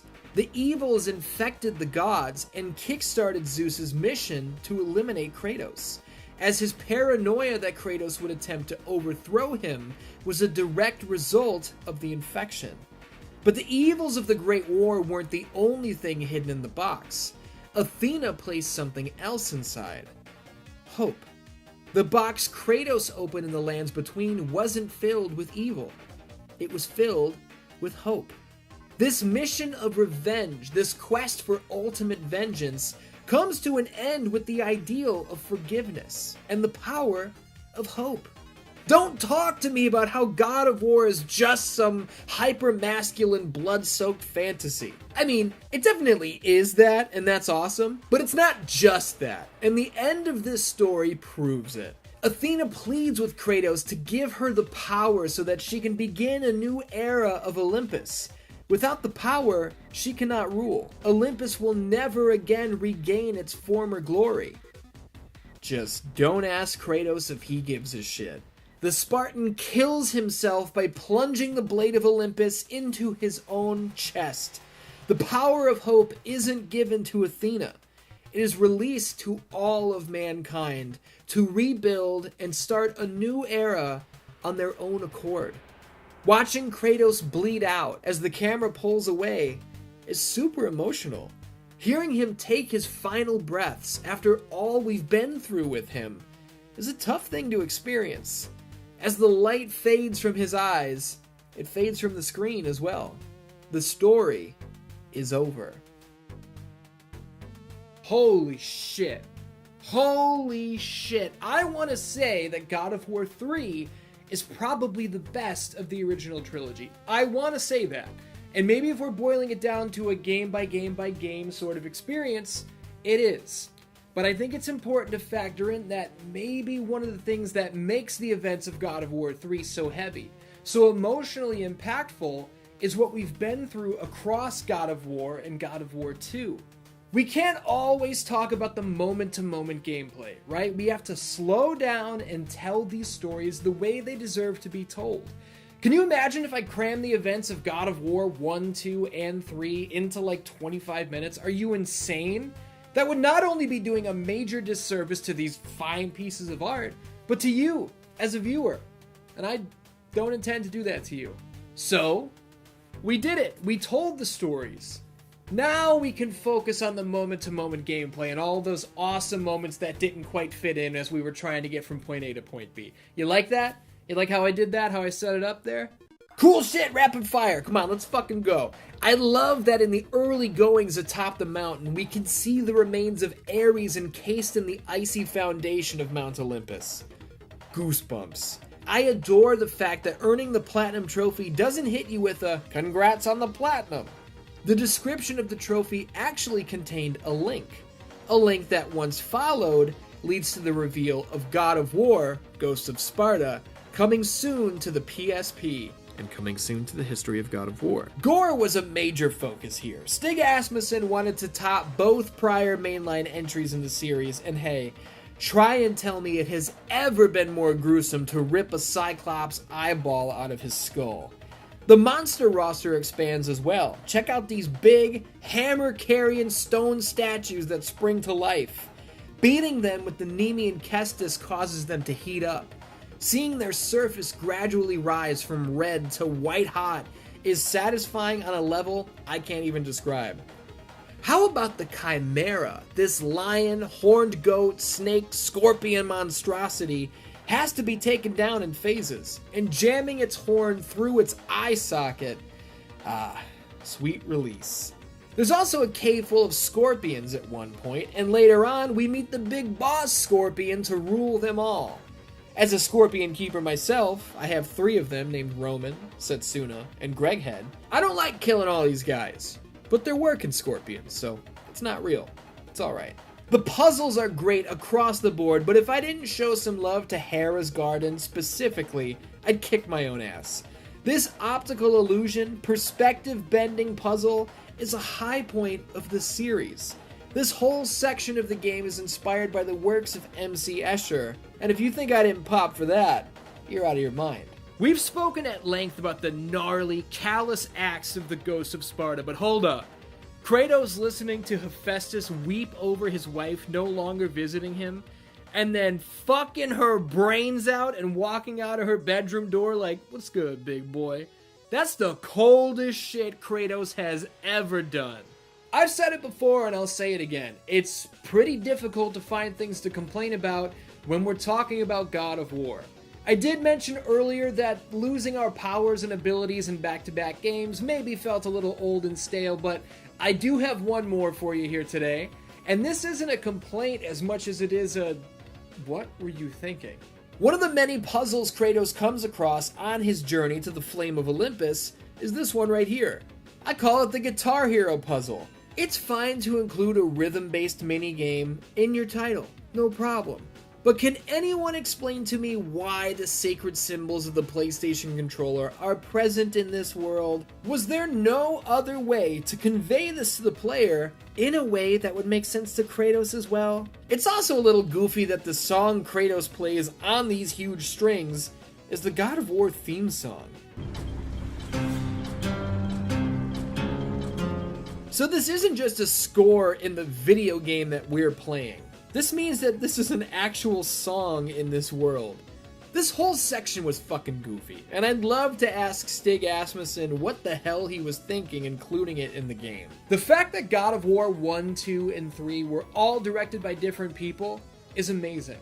It's not only amazing because they all play tremendously as individual titles, but they all come together perfectly as a trilogy. It's worth noting that Stig Asmussen did not have a full layout of what the story of God of War 3 was going to be when he took over as director. Cory Barlog and David Jaffe have gone on the record multiple times explaining how they would have closed the saga, how they would have put a bow on this tale at large, and it goes without saying they differ wildly than Stig's ending, where Kratos took his own life and released the power of hope into the world. God of War 2 director Cory Barlog's vision saw Athena gaining the power at the end of the story and reigning over a new vision of Olympus. She would have used Kratos as her earthly vessel to do her bidding, but not in an unsavory, okay, I'm done with you now way like Gaia, but in a thank you for your service type of way. Athena's sacrifice at the end of God of War 2 and her rise to another plane of existence would have come from her being the only god who gave herself to the cause and committed a selfless sacrifice for the greater good. Obviously, this ending is a bit more uplifting than Stig Asmussen's. But good lord, are you ready for Jaffe's ending? David Jaffe's God of War 3 saw Kratos killing Zeus in the opening 15 minutes of the game. Olympus, having no ruler, would have created a vacuum in time and space. The gods of other lands, the Egyptians, the Norse gods like Thor, would have rushed into Olympus looking to claim it as their own. Kratos would strike down Thor and claim Mjolnir as his own. The Great Sphinx of Giza would be revealed not as a man-made structure at all, but as a living creature, a monster that Kratos turned to stone using the head of Medusa. The gods of these other worlds would all turn to battle with each other, ignoring their people, and that's when Kratos would come to the realization that the only real way to kill a god is to stop believing in them. As the gods turned a blind eye to mankind, mankind would do the same to the gods, stripping them of their power. After all of these other gods were eliminated, the player would take control of Kratos, and through the motion controls of the PlayStation 3, would help Kratos say goodbye, if you know what I mean. It's hard to believe this plan ever would have been put into production because this is about as dark as it gets, but that's where David Jaffe wanted to take it. And I didn't even get to the real kicker. Once Kratos was officially dead and gone, the blades of chaos were to be melted down and molded into a scythe. Now, which legendary character do we know carried around a scythe? That's right, Death himself. And who do you think it was underneath that hood carrying that scythe? You're goddamn right. Speaking of stingers and reveals and post-credit scenes, though, I should mention that the last image we see in God of War 3 isn't of the corpse of Kratos. Kratos is gone, and our final image is of a blood trail leading away into the sea. God of War 3 was the first entry in the series that I kept up with on the lead-up to release. This one didn't catch my eye on store shelves. I wasn't surprised to see it. I was counting down the days. I remember watching Sony's E3 2009 showcase where God of War 3 main evented the press conference. The live demo played in front of the raucous crowd had me hyped as if I were in the audience. It had me hyped as if I were holding the controller myself. When the game finally released, it somehow exceeded expectations in every regard. God of War 3 outsold God of War 2 by a wide margin, despite the fact that God of War 2 was released on a platform with an install base of over 150 million users. Critically, you know what happened. It was dynamite across the board. I don't know how Sony Santa Monica kept doing it, but they did. Stig Asmussen set out to make God of War 3 a generation-defining experience. And I'll be goddamned if that's not what this team pulled off. The finale of the original trilogy is the best one yet. Getting my hands on God of War 3 for the first time and experiencing the end of Vengeance is one of those moments I've kept hold of. I don't think I could forget it if I tried. Certain experiences are like a tattoo on your heart, you know? The sting of getting the tattoo and forming the memory is sharp. But it's not the sting that lasts. What lasts is the story itself. The vision of that time and place, emblazoned in your mind's eye forevermore. Whether you just had fun with the rage and blood-soaked vengeance part of the story, or truly identified with the ability to find and harness the power of hope, everyone's journey is their own. I know mine was important, and I'm very grateful to have experienced it. Wow, man, the history of God of War Part 3, The End of Vengeance, is over. But just because this original trilogy has come to an end doesn't mean that this video series has.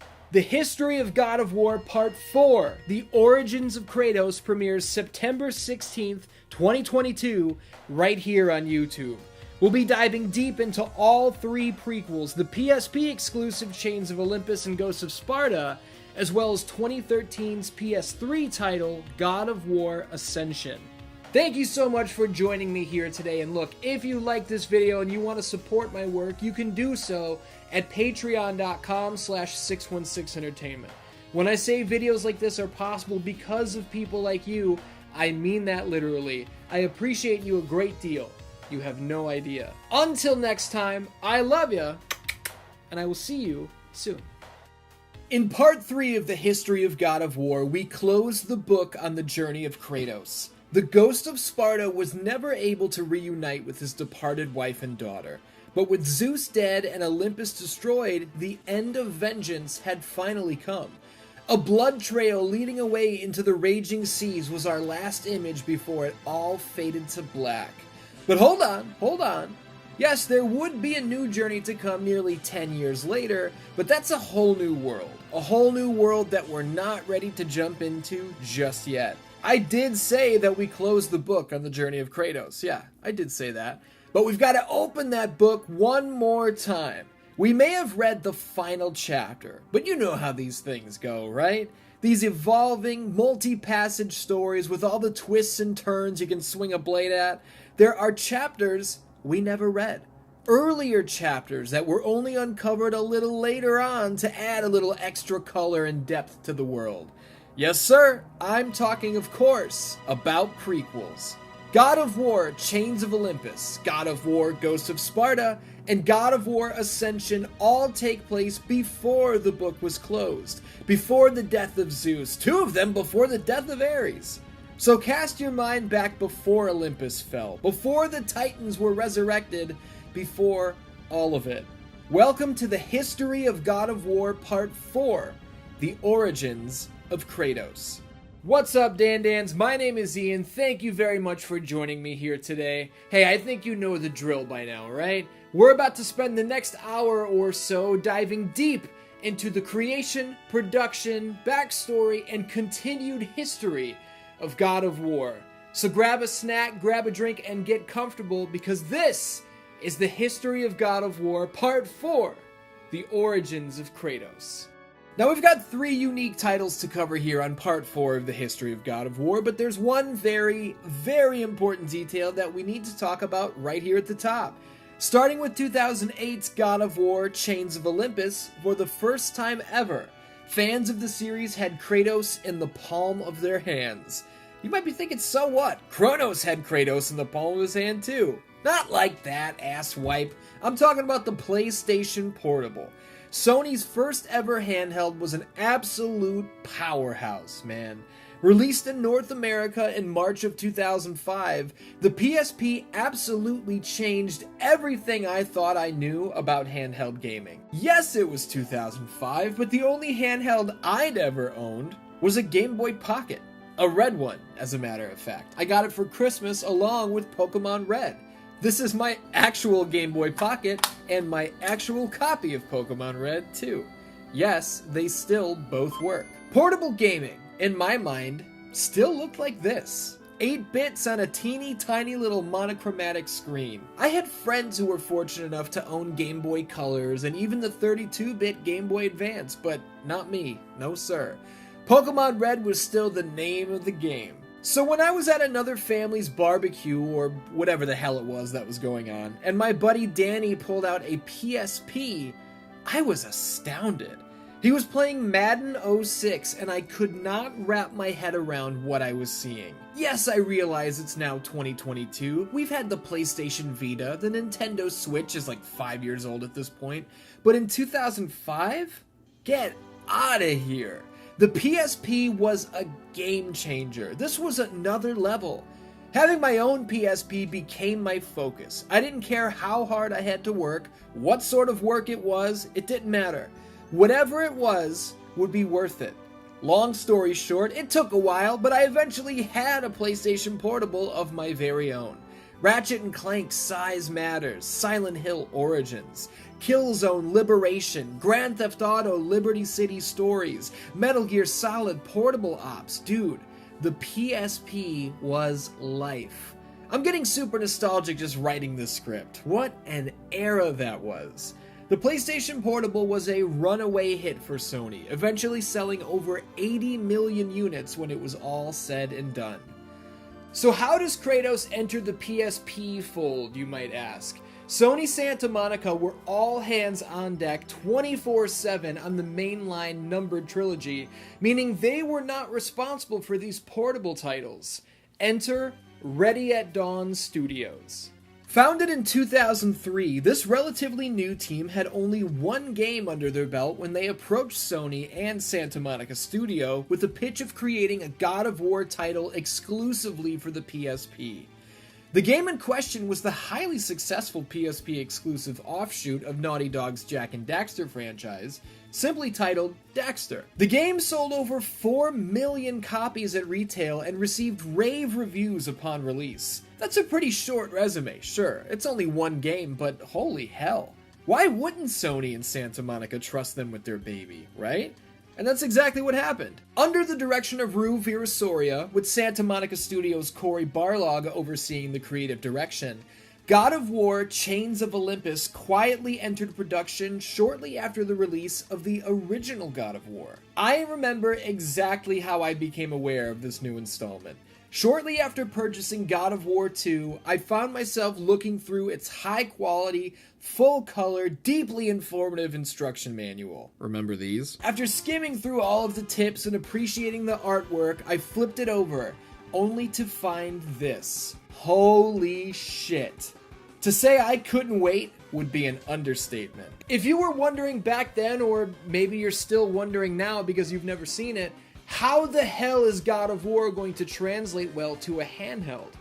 I don't think you're out of line. God of War has always been so graphically impressive. The series has always leaned so much on scale to help paint these grandiose pictures.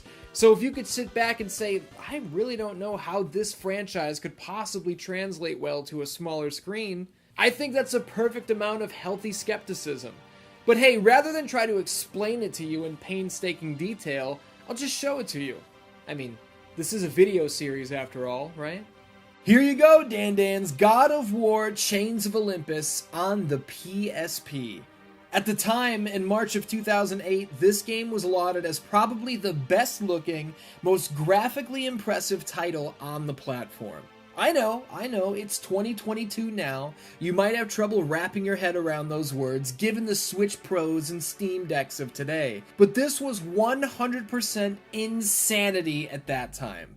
I'd also like to point out that what you're seeing is obviously a recording, blown up for a larger screen. In hand though, actually running natively on a PlayStation Portable, it looked even better. Much better, as a matter of fact. Shout out to Spartan B Pun for this footage, as it really conveys what the hell I'm talking about. Ready at Dawn Studios, much like they had with Naughty Dog's Baby and Jak and Daxter, had done it again, translating Sony Santa Monica's star perfectly to the world of portables. So what the hell is God of War Chains of Olympus about, anyway? What's the story here? Well, I think it's high time we break out the timeline. Yes sir, when you step into prequel territory, you have to start breaking down what took place and when. Chains of Olympus, for now, is the earliest tale ever told, taking place 5 years after Kratos was tricked into killing his family, 5 years into his servitude of the gods on his quest for forgiveness, 5 years before the original God of War. Our Ghost of Sparta is out doing what he does, fighting battles, killing opposing leaders, and toppling gigantic, monstrous foes when everything goes a little sideways. Helios, the god of the sun, who Kratos will go on to have a little chat with in God of War 3, has gone missing. Without his light, Morpheus swoops in, covering the entire world in darkness, casting the remaining gods into a deep, deep sleep, where obviously something terrible will happen. Athena, as always, puts Kratos to work, tasking him with locating Helios in order to return him to the skies, so that this fog of evil may be vanquished.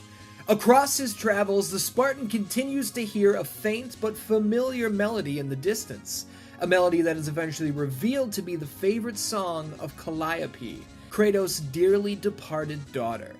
Every time Kratos hears the song, it becomes louder and louder, and the dream of being with his child once again only fuels his fire to press on. We go on to find out that Helios didn't just disappear. He was captured by the once banished Titan, Atlas, who was freed from the pits of Tartarus by Persephone, the unwilling wife of Hades. Her plan is to destroy the Pillar of the World, which would not only bring an end to Olympus as we know it, but forever extinguish the souls contained in the underworld.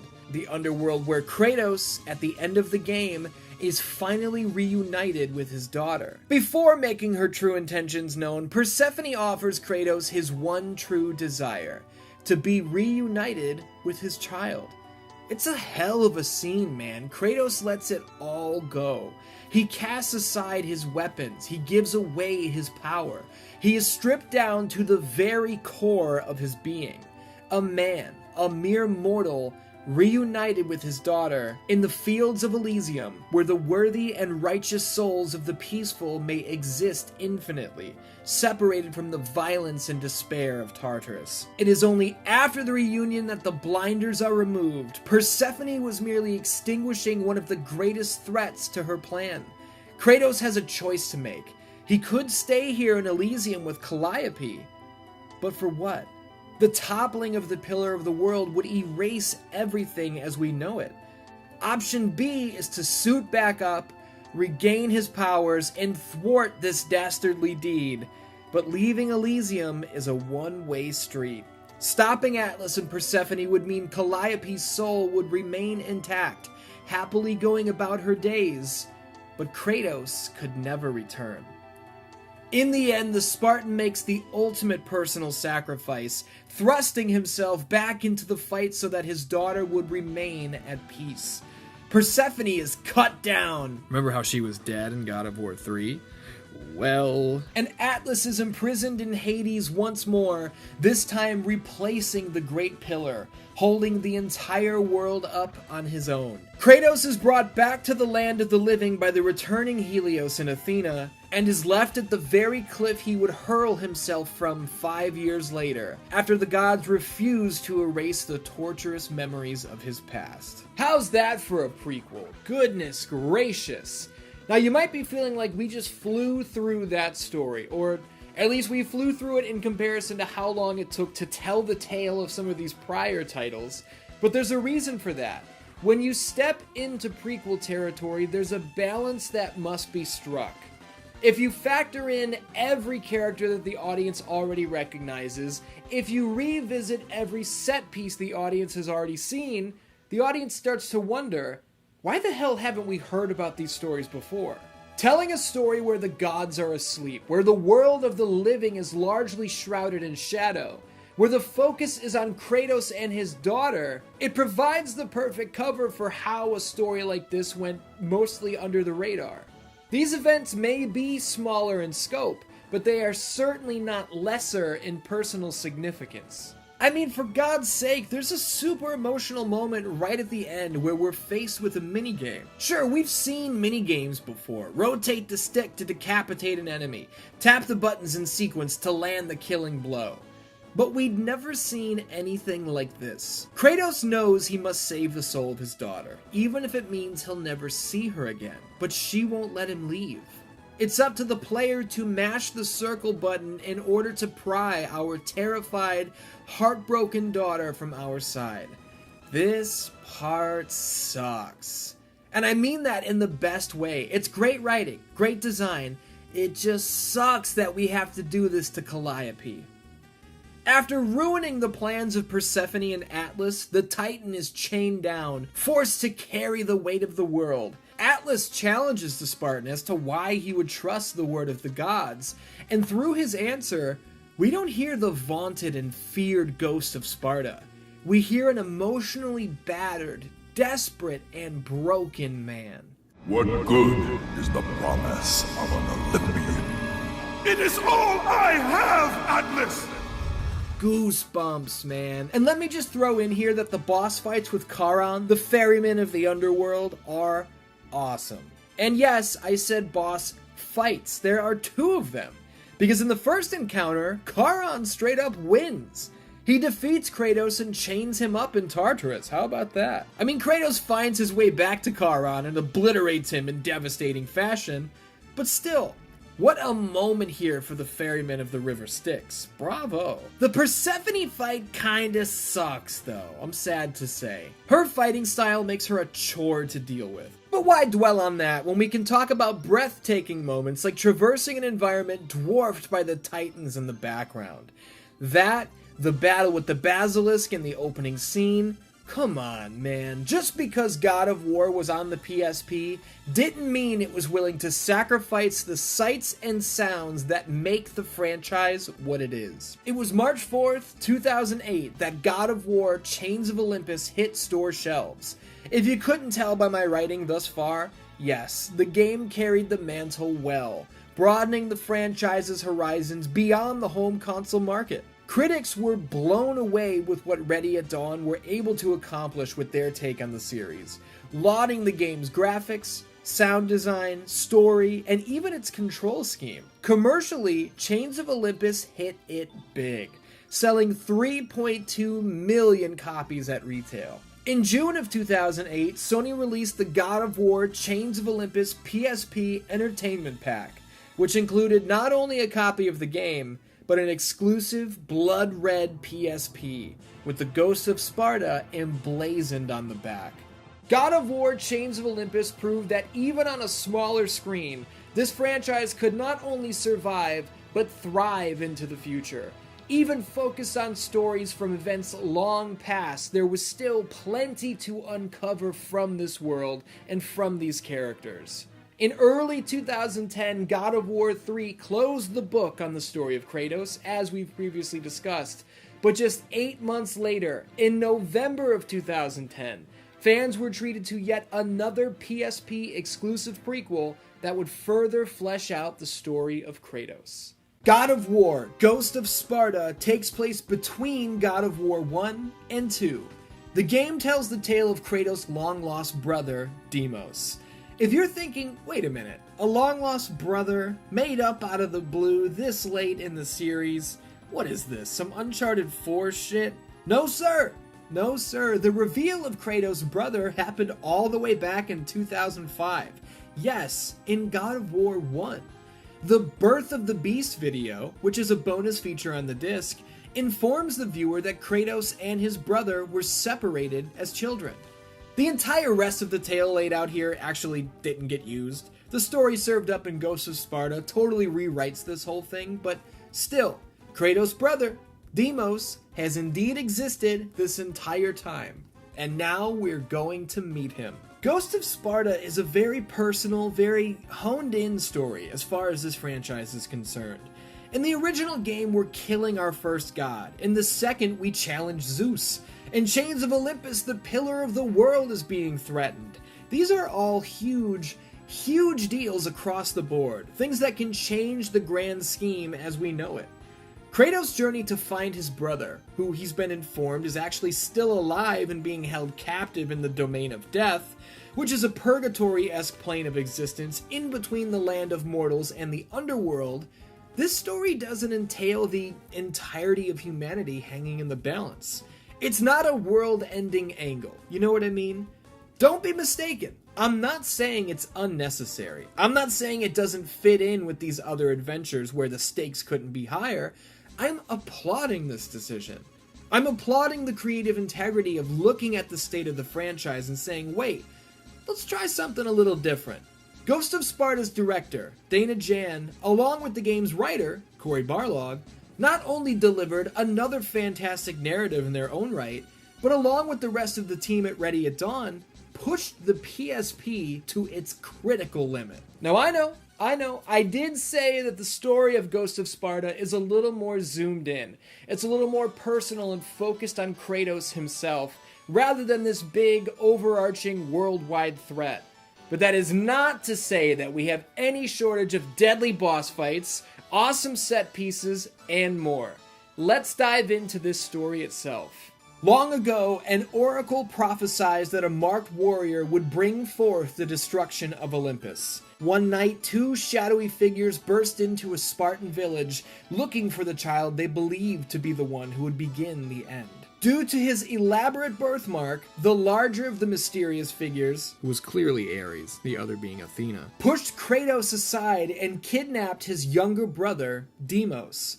The young Kratos gave it all he had, but at such a young age, was no match for a god. And would you look at that? I think we've all been wondering where that scar on his eye came from, right? Deimos was brought to the domain of the dead, a purgatory, a place where no mortal man nor god would ever dare step foot to live out his days in limbo.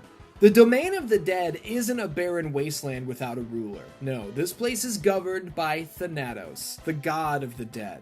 Thanatos existed long before the Olympians reigned supreme. Thanatos predates even the Titans. His dark legacy stretches further back than anyone truly knows. Not even Zeus, the king of the gods, enters this land. But that was then, the kidnapping and everything. That happened a long time ago. Let's move up to the here and now. Kratos has killed Ares and is well aware of the fact that his visions will never fade. There is no peace with the gods, and that's why Kratos immediately tells Athena to shove it when she's like, hey, don't go looking into your past. There's bad shit you don't want to know about, and honestly, I don't want you to know about it either. Kratos heads straight to Atlantis, which is awesome that we're finally seeing Atlantis, because this city that Poseidon calls home was indeed cut from God of War 2. Which I covered back in part 2 of this series. Many of the environments we play through here in Ghost of Sparta use the assets that were created for God of War 2 back in 2007. It's so cool that this got to see the light of day. The fight with the Scylla is exhilarating. I'm not sure you know this about me, but I love gigantic sea creatures. And getting pulled underwater and all this, yeah man, this is awesome. I mean, I think it's awesome. Poseidon probably didn't appreciate it because all of the damage caused by this fight winds up sinking his beautiful city. Kratos winds up entering a doorway into his past and coming across, are you ready for this? His mother, Callisto. Not Callisto, Callisto. This is our main setup. Hey, your brother's alive. Go find him before it's too late. Your dad brought me here, by the way. There's a tease here regarding Kratos nearly finding out who his father is, but his mother transforms before she can tell him. Don't you hate when you have to kill your mom because she morphed into a horrible beast in front of your very eyes? I'm being silly, but this is actually a heavy moment. The trek out of Atlantis has us coming across the chained up Titan, Thera, and it's from her that we obtain Thera's Bane, which allows us to apply fire damage to the blades of Athena. This is fucking cool.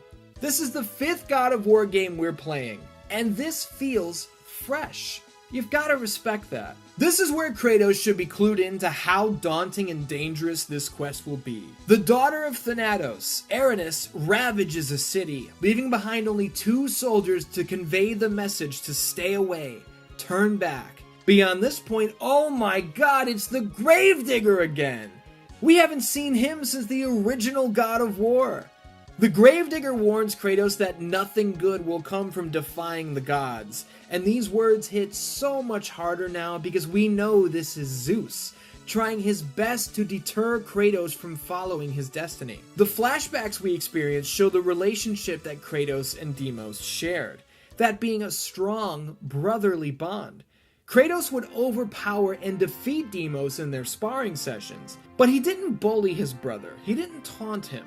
He'd instead offer his hand and instill the message that no matter what, whether it was in battle or even in death, a Spartan stands tall. And that's a common theme here. Again, I don't want to hear about how Kratos is a one-note, constantly screaming lunatic. Aranis leaves another one of Kratos' men behind, on the brink of death to taunt him. But that's enough of his men killed. Once cornered, Kratos murders the daughter of Thanatos in a boss fight that is highly cinematic and extremely impressive. Forget the fact that this is on the PSP. This boss fight would have been memorable in either of the PlayStation 2 mainline entries. But yeah, killing Thanatos' daughter, that's gonna cause some problems.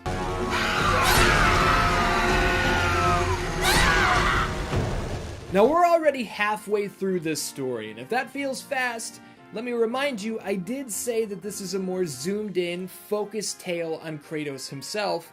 There aren't as many beats that I feel are important to cover in painstaking detail, and that might actually be a little bit of a negative. The team at Ready at Dawn went out of their way when promoting Ghost of Sparta to brag about the fact that Ghost of Sparta features 25% more gameplay than Chains of Olympus. More fights, longer fights, more gameplay. Now, I don't know who was beating down the door over at Ready at Dawn saying, we need more gameplay, we need more fights. Chains of Olympus, to me, felt perfectly paced. And if you go back and look at the reviews from back in the day, it's very rare that you're going to find anybody saying like, oh, the pacing was off. I wish there was more to do. Bigger is not always better, and more, sometimes, is less. As the game goes on, some of these fights feel padded out just to make the game longer. You know, towards the end, the walls come down, the doors are locked, and it's like, oh, we gotta take out all these enemies before we can continue. And they're hitting us with 3 to 4 waves of jobber enemies before they'll unlock the doors. It starts to feel like, okay, come on, I get it, let's go. Now that's not much of a complaint, but it is something I noticed as the game went on, and it's something I wanted to share with you guys. But now that that's out of the way, let's wrap up this story. After killing Aranis, Kratos returns home to Sparta. This is the first time we've actually set foot in the God of War's home city, and man, this is awesome. The camera comes in close, Kratos slows down, and we're hearing the loyal Spartans heap praise on their hero. It's tremendous. And we've had sex minigames before. Every time Kratos seems to be taking more women to bed, but I'm serious, in his hometown, the God of War nails like 10 ladies at once. What a legend. But it's not all fun and games. As he continues down the road, he flashes back to his days with his brother once again. It's obvious that this is a gaping hole in Kratos' heart. And man, is it cool to actually play as Kratos as a child. There's another slowed down moment where we stalk the Dissenter, a real piece of shit who still celebrates Ares as the God of War. This guy gets what he deserves, and I've gotta say, these slower, closer moments are my favorite parts. Come on, man, the Spartans tearing down the statue of Ares so they can replace it with a statue of their new god, Lord Kratos? That's so sick. But once he enters the temple of Ares, the temple that now belongs to him, the realization strikes. Kratos had now become exactly what he despised. He never wanted to be a god. He never wanted to be bathed in the celebration of others. And coming face to face with his younger self in an attempt to gain access to the domain of the dead only drives this home. Ghost of Sparta is heavy, man. Coming across Midas, the man cursed with the touch of gold, is another heavy moment. After accidentally turning his own daughter to gold and losing everything of true value in his life, he longs for the sweet release of death. But when the time comes to take himself out, he's a coward. No problem, brother. Kratos can help you with that. He's cast into the lava, turning it to gold. So cool. Battling hordes of seaborne enemies while our ship literally circles the drain of the now sunken city of Atlantis, I'm telling you, God of War continues to deliver memorable moment after memorable moment. Kratos finds passage into the domain of death, the land of purgatory ruled over by Thanatos. Deimos is found, luckily still alive, and chained up. Kratos cuts his brother down, and this is no warm welcome. Deimos blames Kratos for his capture. He says he'll never forgive him and attempts to kill him on the spot. Deimos shouting, "You were supposed to protect me," cuts deep, especially if you have siblings in real life. Deimos actually gets the better of Kratos here, surprisingly. I mean, you could argue that Kratos was holding back and that this was a one-sided war, but it doesn't matter because Thanatos steps in and takes Deimos away.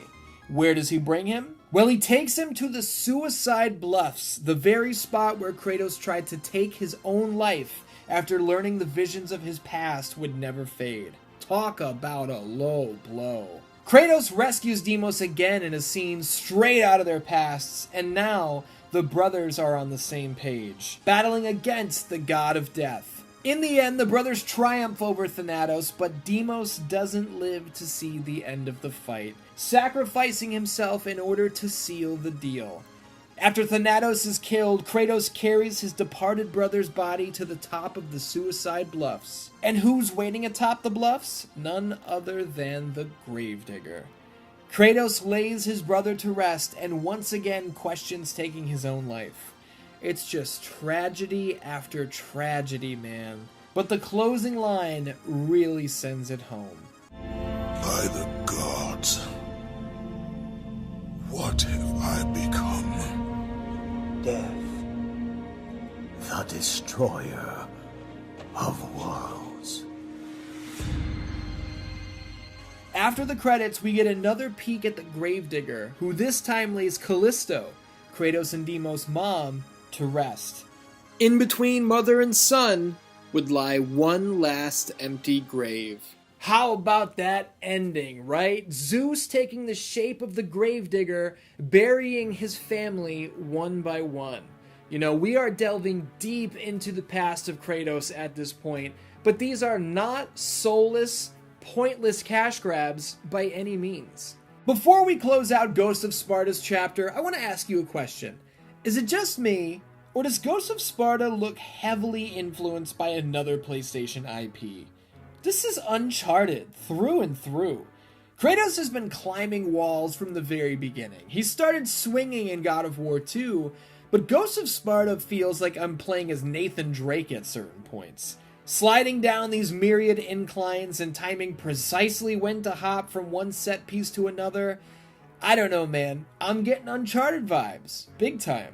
When it came down to it, God of War Ghost of Sparta was another hit for Sony's Resident Spartan. Critically acclaimed once again. Over 1 million copies sold once again. Ghost of Sparta, much like its predecessor, also received its very own console immortalization. Deimos was even featured as a playable skin in God of War 3, which is cool as hell. Deimos isn't mentioned very often, and that's fair. He really didn't have a whole hell of a lot to do, but I'm glad he got his time in the spotlight. I watched that Birth of the Beast video back in 2005, damn it, and up until this point, I always felt like Kratos' brother was an incomplete, ignored chapter in the story. Shout out to Deimos, and shout out to Ready at Dawn. Now, some of you may be wondering when I'm going to cover God of War Betrayal. Others might be wondering what the hell God of War Betrayal even is. Well, it was a mobile game built exclusively for Java phones. Nothing of note happens here, and no, I'm not going to be covering it in detail. Ghost of Sparta director Dana Jan was quoted as having no idea where Betrayal lands on the God of War timeline. So, if a major player in the industry doesn't know or care, neither do I. God of War Ghost of Sparta would indeed serve as the last entry in the franchise to hit the PSP, but it would not be the last God of War game to release within the next couple years. Now, think about that. God of War 3 closed the book on the story of Kratos. Ghost of Sparta was the second time we had delved deep into the past in prequel territory. So where the hell would the series take us next? Nearly 3 full years later, on March 12th, 2013, fans would be treated to the release of God of War Ascension, an entry once again exclusive to the home console powerhouse that was the PlayStation 3. Now, with a subtitle like Ascension, one thing is made abundantly clear from the start.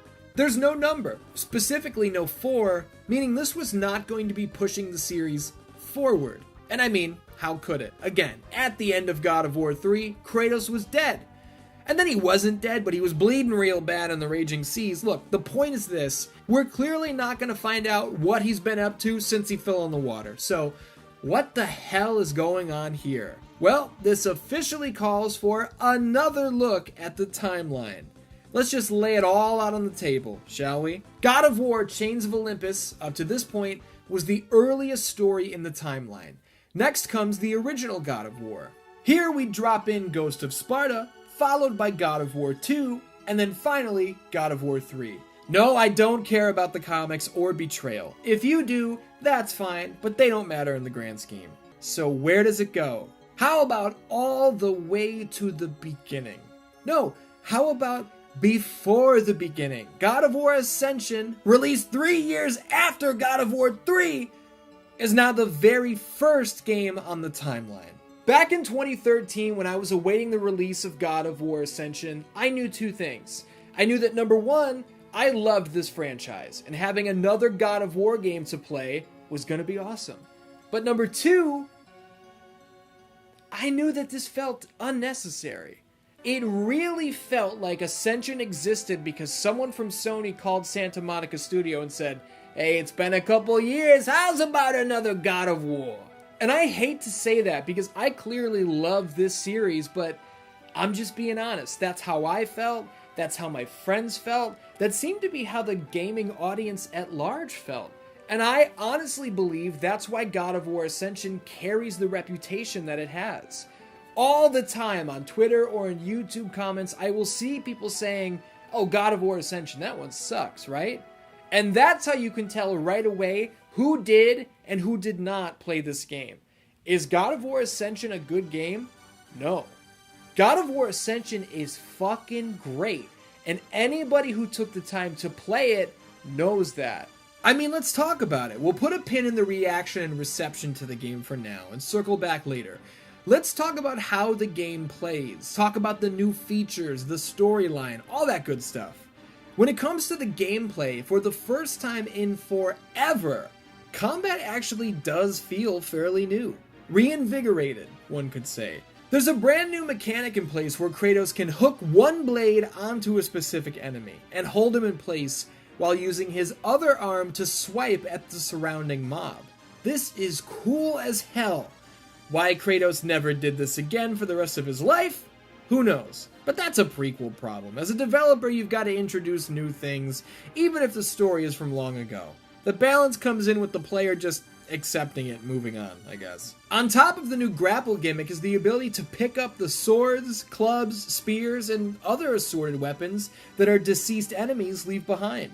This is also cool as hell, and adds a nice new piece to the puzzle. Why didn't Kratos ever pick up anyone else's weapons for the rest of his life? Again, it's a prequel problem. But maybe this one is easier to explain. I mean, if I have the Blades of Chaos attached to my wrist 24/7, I probably wouldn't be impressed by some Jabroni Jabinski's hogshit hammer or suck-ass spear, right? There are some really, really cool new enemies introduced here as well. The Elephantar is maybe the coolest enemy design across the entire franchise, and their death is delivered when Kratos cuts their skull open and exposes their brain to the elements. Holy shit! I adore elephants in real life, and even having to fight these guys makes me sad. The Ice and Fire Talos are very similar to the Big Hammer Boys from God of War 3, but they've got a cool new look and elementally focused attacks.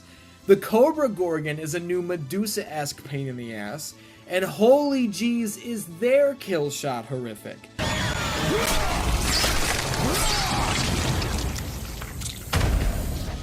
On the gameplay front, shit, I don't think the series has ever felt better, and that's saying a ton considering the sacred ground we're standing on.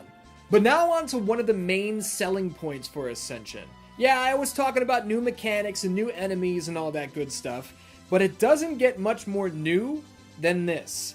For the first time in franchise history, God of War Ascension introduces multiplayer. In this era, 2010, 2011, 2012, 13, it wasn't uncommon to see games that never featured or really never needed multiplayer to have a multiplayer component added on into a sequel at some point down the line. BioShock 2 had multiplayer. Dead Space 3's entire fucking campaign was meant to be played with a partner, which made zero sense whatsoever, but that's what the industry was doing at the time. Dead Space was a survival horror game set in the dark, lonely, tight corridors of the Ishimura. The only weapons you had for survival were your own instincts and a couple engineering tools. But by the time Dead Space 3 came around, EA said, nah, put this one outdoors, charge for an online pass, play with a friend, and team up. What the hell was this? Sorry, I love Dead Space and Dead Space 2, so Dead Space 3 getting fucked up the way it was really pisses me off. Look, I'll move on. But this really paints the picture of what I'm trying to say here. Dozens of once exclusively single-player games were having multiplayer components stitched into their fabric for seemingly no reason other than a little bit of this. You know what I mean?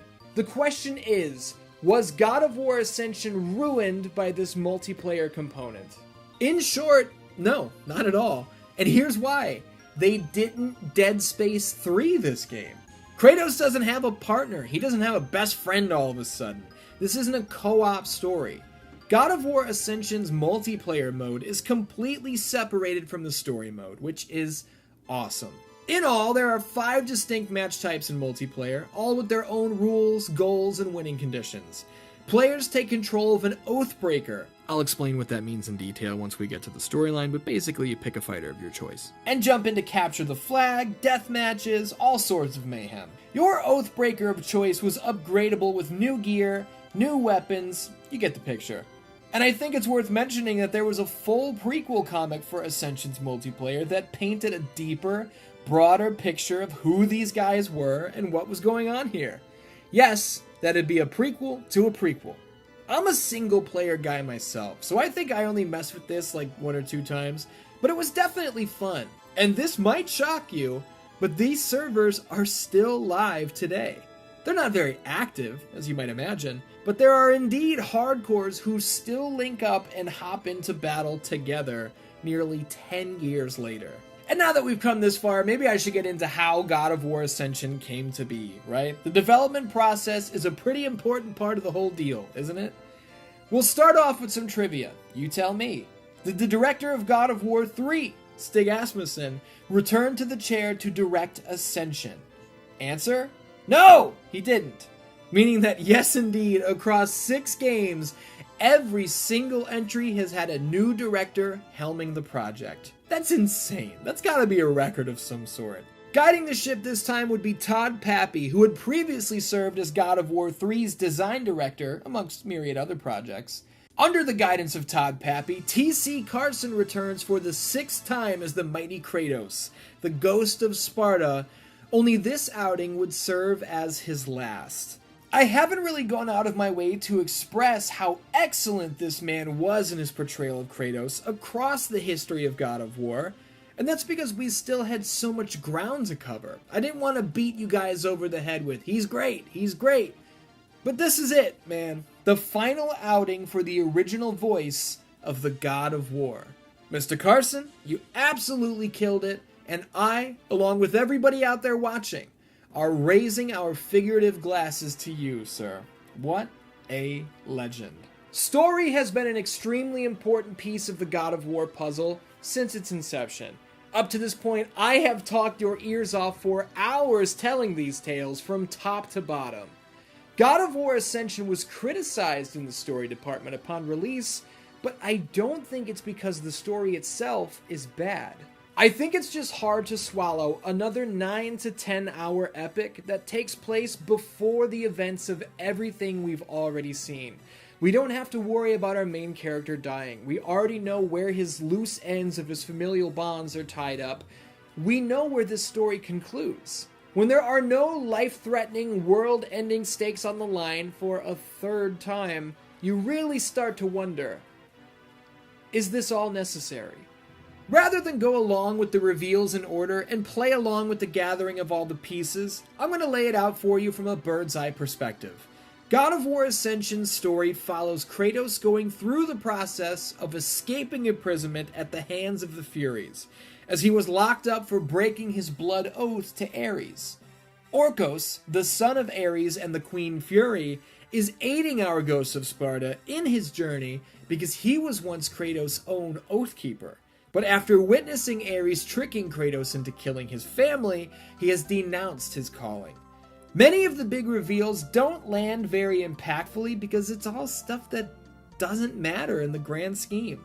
For instance, we learn that the reason Ares answered Kratos' call in the original God of War wasn't because he gave a shit about Kratos.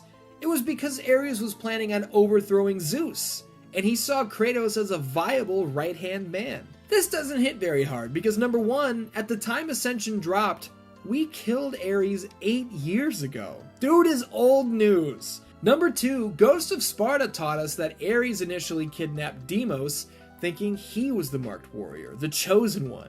And at no point did Kratos ever mention, hey, you took my brother, asshole. So all of this prequel stuff is really just creating plot holes that didn't exist before. When it's all said and done, Kratos kills the Furies. He kills Orcos because that's how he frees him from Ares, and he suffers his first nightmare. Nightmares that were initially suppressed through his blood oath to Ares. Ascension ends with Kratos beginning his path to becoming the champion of the gods, which we know is not going to wash away the nightmares, which is why he'll turn against Zeus, yada yada. Do you see what I mean? We've gone backwards so many times now that no matter what did or didn't happen here, it's like, okay, I know where it all goes. Oh, Ares actually had a different plan? Who gives a shit? Orcos was tortured the same way Kratos was because that's how his bond to Ares was broken. Kratos is never going to mention this again for the rest of his life, so it clearly didn't make that much of an impact on him, so why should it make that much of an impact on me? And I'm not doing this storyline justice by conveying it to you the way I am, but that's not my fault. I genuinely believe that coming all the way back to the beginning, once again, did Ascension no favors in the storytelling department. I'm being 100% honest when I say this. If God of War Ascension did not release in 2013, if it actually came out in 2007 and was called God of War 2, yeah, I know if it was on the PS2, technologically it would have to be different. You get what I'm saying. Just swap the titles. If God of War Ascension was actually God of War 2, it would be lauded as one of the best in the series. I'm not even kidding. Franchise fatigue is the name of the game, and franchise fatigue is why God of War Ascension is not respected the way it should be. To illustrate what I mean by that, let me show you what we're doing here across the journey of Ascension's story.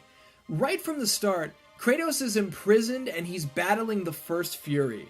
This fight is awesome! It stretches across multiple settings and levels, and oh my goodness, the setting. This prison that we're running around isn't some stone structure. The very ground beneath our feet is the Hecatoncheires, the titanically large, 100-armed being who was the first to ever break an oath to Zeus. The Hecatoncheires' punishment was to become the prison of the damned, housing the souls of the Oathbreakers. If that wasn't fucking cool enough, this Fury uses her insectoid asshole friends to reanimate this gargantuan, leading to one of the most epic boss fights, maybe the most epic boss fight in the entire franchise, bar none. I maintain that if this game were slotted in somewhere else, its reputation would have been completely different.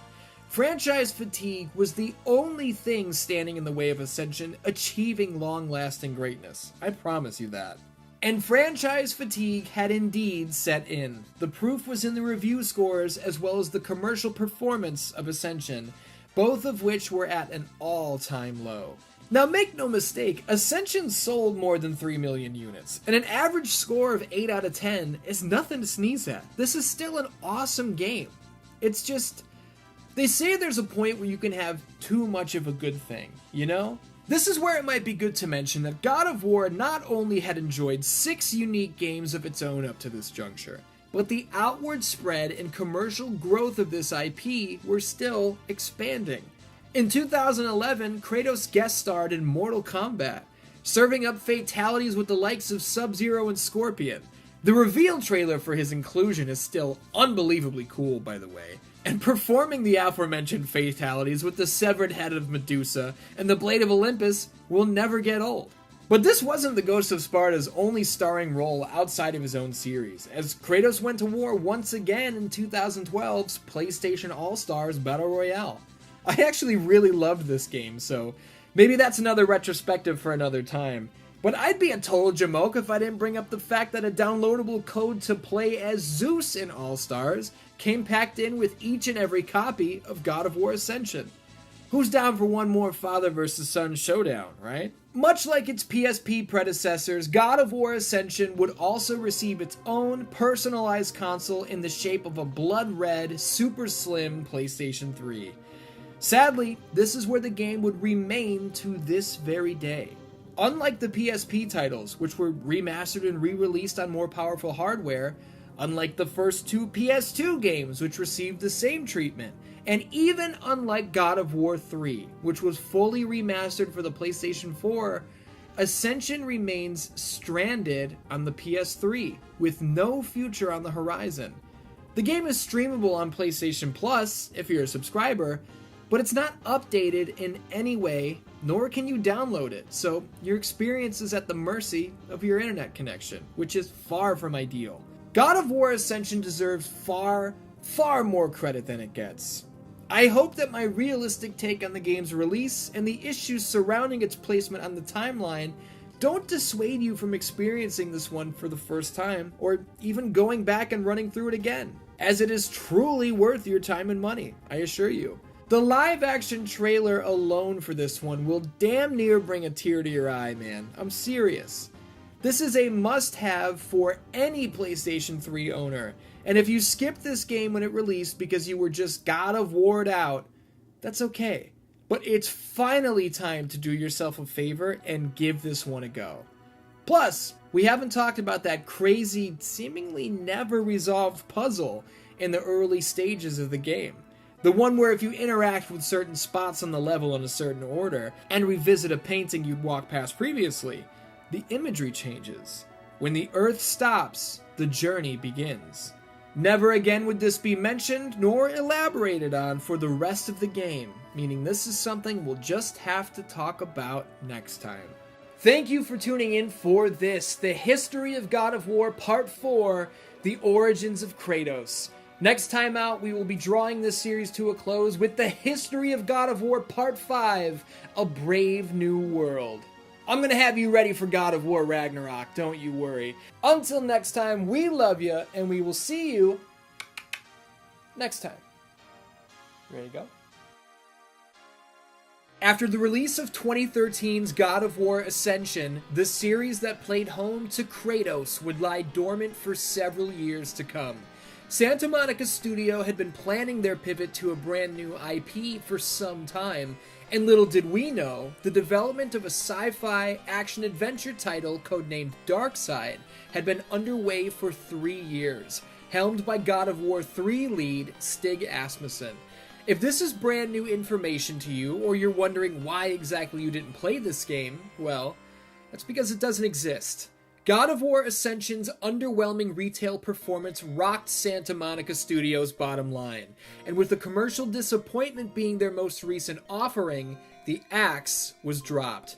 Parent company Sony not only canceled Darkside, but laid off a large portion of the team working on it, including director Stig Asmussen. The surviving members of Darkside's team were then dropped onto a second in-development project, a top-secret project, led up by the returning Cory Barlog. This other title was The Next God of War. Barlog, who had directed God of War 2 and subsequently quit the studio in the early days of production on God of War 3, returned to Santa Monica when the decision was made to not shelf the franchise, but reinvent it. And to do that, Sony knew they needed somebody who truly understood how to shake the series to its core. God of War was about to take a sharp left turn into a brave new world. What's up, Dan-Dans? My name is Ian. Welcome to the History of God of War Part 5, A Brave New World. This is the final installment in my gigantic History of God of War series. And hey, maybe you're just showing up now because you're more into the modern games. You know, the 2018 reboot we're going to cover today, next week's God of War Ragnarok. Maybe you missed parts 1 through 4 where I covered the entire Greek mythology God of War saga. Those are all in this same playlist. They're all on the channel. Feel free to go back and check them out because you want to know the full story heading up to this point, don't you? You're not going to find a more complete telling of it anywhere on the internet but right here. Now, without further ado, let's get to it. After the events of 2010's God of War 3, we knew two things. First, Kratos wasn't actually dead, as the big finale had initially led us to believe. He was indeed still alive. But the second thing we knew was this. He was gone. Where'd he go? We had no idea. A blood trail leading away into the raging seas left the book wide open for a new beginning. And would you look at that? That's the exact barrel we're staring down today. Now, we all know, here in late 2022 at the time that I'm writing this, that the Greek mythology chapter was closed with that oceanic escape, and that this reboot would focus on Norse mythology. So I'm not going to dangle that and build up to a big reveal as if it's some sort of secret. That'd be dumb. We all know that this iteration of Kratos is living a brand new life. He's built a whole new family in the time that has passed, and we know that this reboot is going to focus not only on our God of War, but on his relationship with his son, Atreus. You already know all of this. But what you might not know is that it wasn't always going to be this way. The Norse backdrop we all came to know, accept, and love as the new home of this series wasn't the first dart that Santa Monica Studio threw at the wall.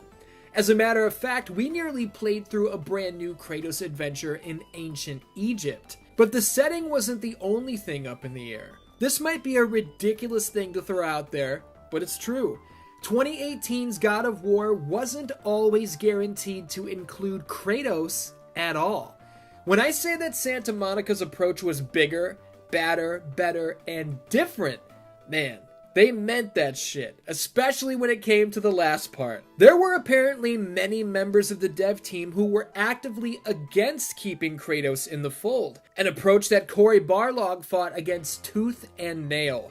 Barlog was totally on board with the whole different approach, but not if it meant leaving Kratos behind. Thank you, Mr. Barlog. The shift in gameplay styles from the prior titles to this new installment is a titanic one. It's a shift comparable to the old days of Resident Evil to Resident Evil 4, you know? With Resident Evil, we saw the fixed cameras and the heavy controls of the original trilogy left behind in favor of an over-the-shoulder view, with a faster main character and much more responsive and precise combat. If your first reaction to gameplay of God of War 2018 is, hey, that's kind of similar to RE4's camera, you're spot on. Cory Barlog himself specifically named Resident Evil 4 as a strong influence when it comes to the player's perspective. Camera location is only one piece of this brand new puzzle though, as combat has been completely overhauled as well. How completely is completely? How about this? No blades of chaos. Kratos without the chains and blades is like Michael Myers without the knife. It's like Wolverine without his claws. What do you mean Kratos doesn't have the blades of chaos? Look, that's his old life. Introducing the Leviathan Axe.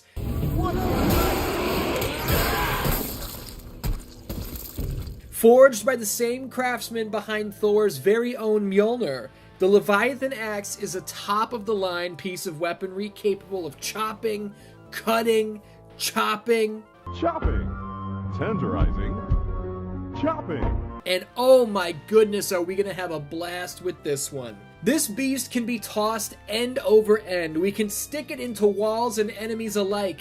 And here's the best part. With one button, we can recall this son of a bitch like the most murderous boomerang you've ever seen in your life.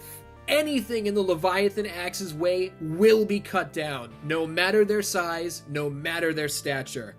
Upgrading our trusty new friend starts off simple, as spending XP on new abilities works the same way it would in any other game, but these waters run deeper than you might expect. We can slot power-ups into our weaponry and increase strength and duration of our attacks. Double-digit special moves become available as the journey progresses. It's pretty crazy.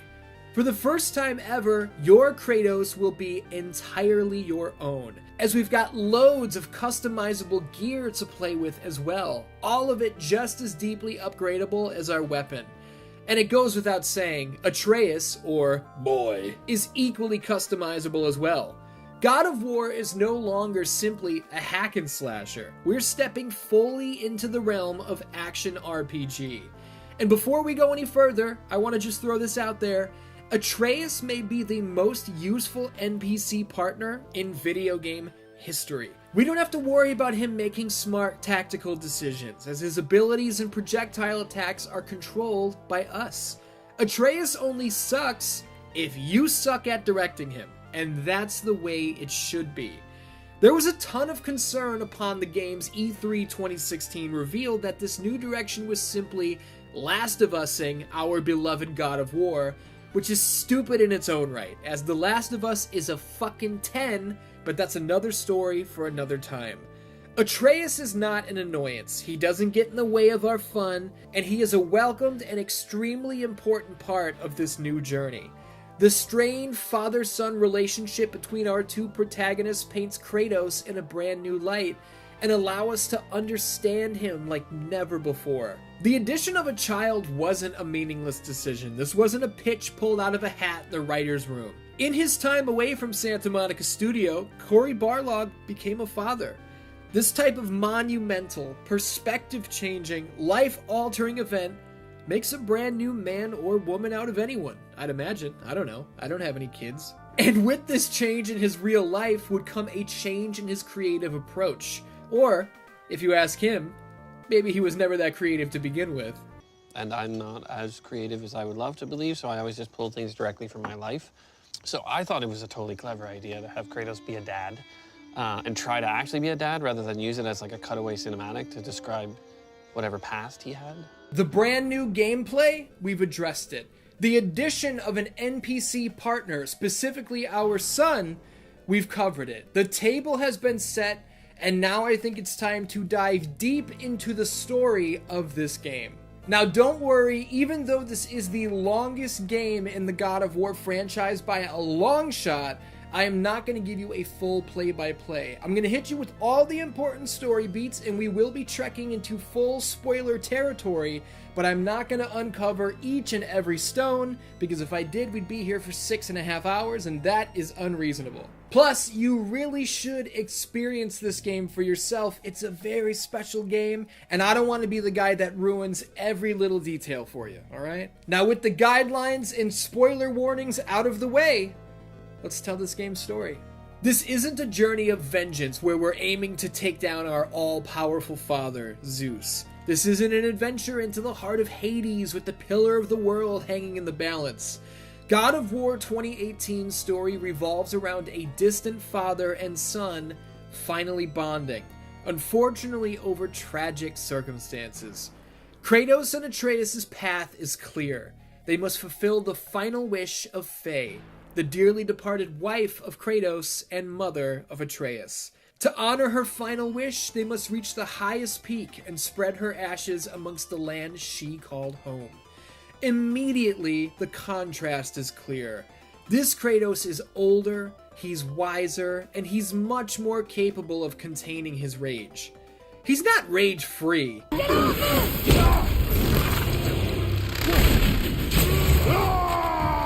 But we're not there yet, so be patient. From the get-go, we can see what Faye meant to Kratos. The very tree he's chopping down to complete her funeral pyre was marked. It was chosen by Faye herself. Witnessing Atreus say his final goodbyes to his mother, man, from the very start, this game is tugging on your heartstrings. Loss is never, ever easy to deal with. And I'm not gonna lie to you, when Kratos leaned in and said, "Find your way home. You are free," I was done. This game had me wiping tears away inside of 5 minutes.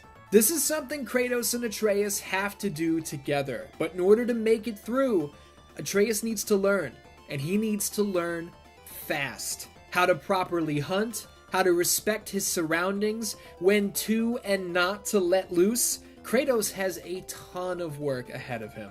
And oh my goodness, shit goes haywire in no time. Atreus!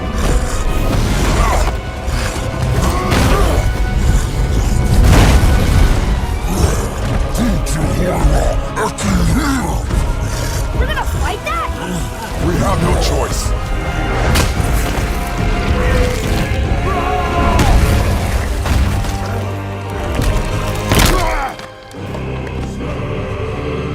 When the smoke clears, it's apparent that Atreus is far from ready. The two head home to gather their bearings, and in the middle of another father-son lesson, a stranger appears. A stranger who knows quite a bit about our beloved god of war. A stranger who knows Kratos doesn't belong here. Leave my home. You are going to have to kill me for that to happen.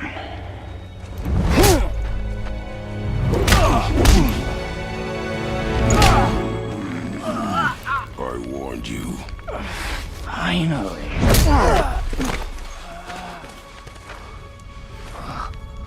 You would not listen. No.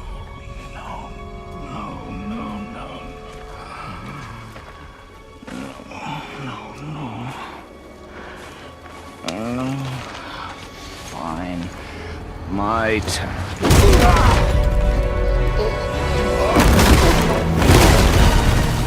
The battle between this man and Kratos is a jaw-dropping, knockdown, drag-out war that sees the ghost of Sparta pushed to his limits.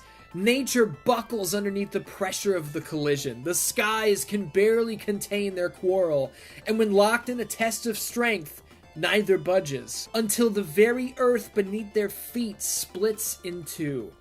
In the end, the stranger is dispatched and discarded into the gaping wound of Mother Nature. With the clock ticking, there's no time to waste. Kratos and Atreus regroup, put a plan in motion, and it's back to work. When our young man is eventually forced into taking his first life, it weighs on him. His dad might be the biggest, baddest dude in all the land, but Atreus is just a boy. His mind wanders, his focus is lost as he tries to come to grips with what he's done. Now I'm going to pop up here real quick and make it clear for those of you who are not fully in the loop. Atreus doesn't really know what his father is. He has no idea that Kratos comes from a completely different world. He has no idea that his father is a god. And over the course of this story, we see Kratos really struggling with the concept of telling Atreus the truth. And that's a key aspect of this story. You know, we've got this young man, we've got this kid, Atreus, trying to connect with his father, trying to level with him, trying to get to know him on a human level. And at the same time, on the other side of the coin, we've got the ghost of Sparta. We've got the god of war, Kratos, who's trying to teach this young man about the life that he has in front of him. It's tough stuff, man. It's tough stuff. And this is where the cast widens a bit. We run into Brock and Sindri, craftsmen and blacksmith brothers who once worked as a pair, but are now separated by an ego-driven argument. The Witch of the Woods, or Freya, is extremely talented in all sorts of magic, and there's more to her than we know at this point in time. In the Lake of Nine, our boys meet the World Serpent, a beast so large that the myths claim it can stretch across the entire world. And this is a beautiful example of this new direction in the flesh. In any prior God of War game, we'd be fighting this beast and killing it within minutes of discovery. But here? No sir. The World Serpent is not our enemy, and he has no interest in battling us. When the Black Breath blocks Kratos and Atreus' path, Freya appears, informing the father and son that they must retrieve the light of Alfheim in order to pass through the fog safely. And to do that, we must travel through the realms using the World Tree. Thanks, Freya. A massive, monstrous battle ensues inside the temple, and once the coast is clear, Kratos steps into the light. Faye's ashes spring forth from his belt, seemingly guiding the ghosts of Sparta. The plains continue to change, almost as if he were dreaming. From his home to the shoreline of the Lake of Nine, even to places yet undiscovered. Inside the light, Kratos can hear the words Atreus shared with Faye right before she was cremated. You know I love him. I just wish he was better. I know he can be.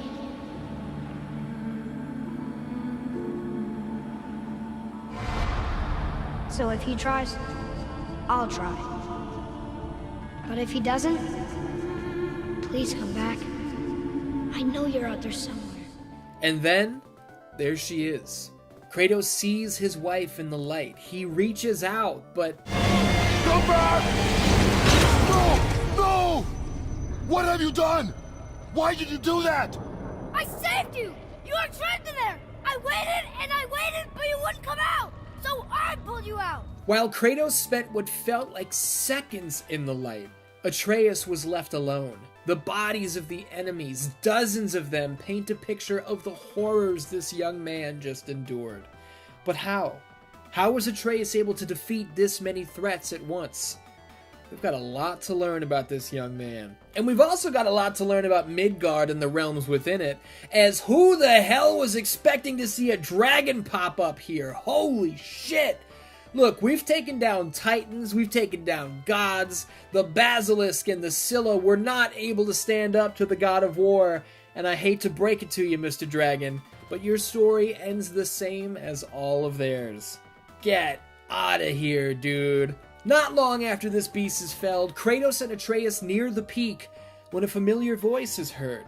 Baldur, the stranger that Kratos killed earlier in the journey, once again walks the earth. This time with a couple heavies at his side. Now, what the hell is going on here? Look, through their conversation, we learn that Baldur is the son of Odin, and these two behemoths, Magni and Modi, are the sons of Thor. Business just picked up. The party speaking with Baldur and co. was Mimir, the supposed smartest man alive. He's been trapped here by Odin for 109 winters. And he's got some bad news. This is indeed the tallest peak in Midgard, but the tallest peak in all the realms is actually in Jotunheim, the realm of giants. Kratos and Atreus traveled all the way here only to find that this was not their destination. The only person capable of granting our boys access to Jotunheim is Mimir, but seeing as though he's trapped in this tree,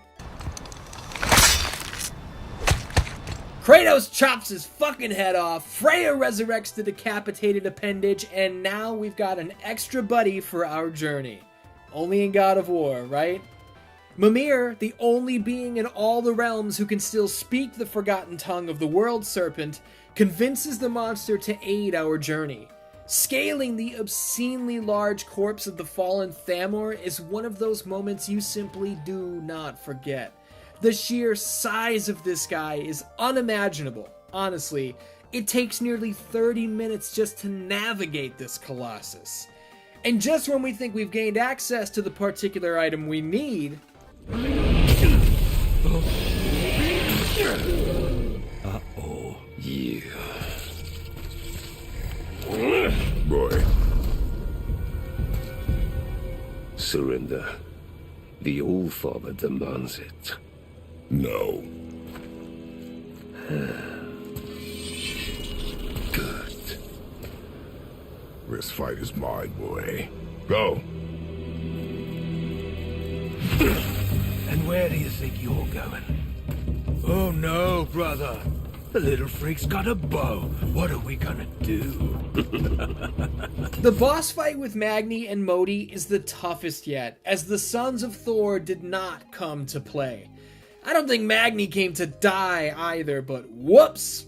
These boys don't know they're dealing with the god of war, sucker! This battle took a major toll on Atreus, who, in a fit of rage, taps into something too powerful for him to handle. With his only son compromised, Kratos himself taps into the deepest parts of his rage, defying the lightning, brushing the remaining son of Thor aside like a plaything.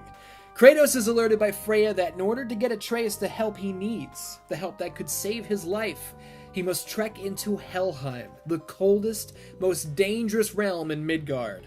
Here, the Leviathan axe will be of no use, meaning Kratos must tear open one of his deepest, ugliest scars.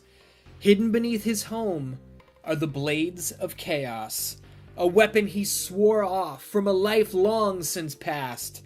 The exchange between Kratos and Athena here is unbelievable. There's nowhere you can hide, Spartan. Put as much distance between you and the truth as you want. It changes nothing. Pretend to be everything you are not. Teacher, husband, father. But there is one unavoidable truth you will never escape.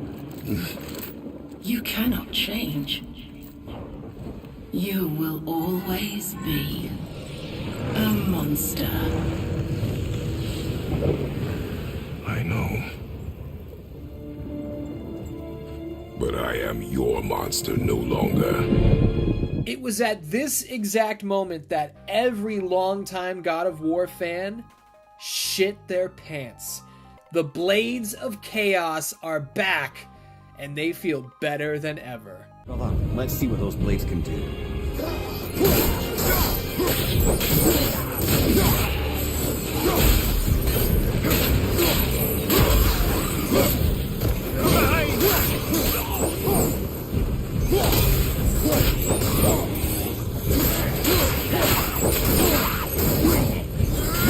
God damn! When I say goosebumps, stand-ins, holy shit. Now look, I promised I wasn't going to give you a full play-by-play, and I'm not. This is not every single heartbeat of this game, believe it or not. And again, I'm going to stress you really should play this game for yourself. And if you have played it in the past, do what I did, because this is what I just did. I just played it again. And a second time through, just as impactful, if not more impactful, as the first time. Now let's wrap this up. After his brush with death, Atreus learns the truth, that his father is not from this land. And though he has chosen to live this new life as a man, he was, in fact, born a god. Meaning Atreus is also a god. This information does not sit well with the boy. And I don't mean he throws a tantrum, I mean he immediately becomes full of his own shit. He disrespects Sindri. He instantly throws all care for life out the window, labeling it all as the puny problems of others. In the Vault of Tyr, the Norse god of war who traveled across all worlds, we stumble across treasures from lands far away. One of these treasures depicts the ghost of Sparta himself. I mentioned Goosebumps before, but god damn, dude. Kratos attempts to stress the responsibility that comes along with this newfound knowledge by gifting his son a brand new knife, forged from metals from both his homeland and these new grounds. And what does Atreus do with it? He murders Modi against the wishes and orders of his father. The rebellious and reckless ways of Atreus nearly cost the pair their lives when Baldur returns, badly wounding Kratos, and rather than standing down as he was ordered to do, Atreus actually drops his father in order to challenge their attacker one-on-one. This leads to a fight on the back of a flying fucking dragon! Dude, I have very sparingly used the word epic across this History of God of War series, and holy shit, this is right up there with any other moment there's ever been. Atreus learns the error of his ways after seeing visions of his actions played out before him in Helheim, and that's not all we see down here. The haunting visions of Kratos' past return, this time in the shape of his own father, Zeus. Heavy stuff, man. The final piece of the puzzle lies within the stomach of the World Serpent, and I told you earlier, this guy's our buddy. He willingly lets us go inside him to find what we need, which is Mimir's other eye. It'll allow us to travel to Jotunheim. This is fucking out of control, dude. And when it seems like everything is going a little too nicely, a little too according to plan,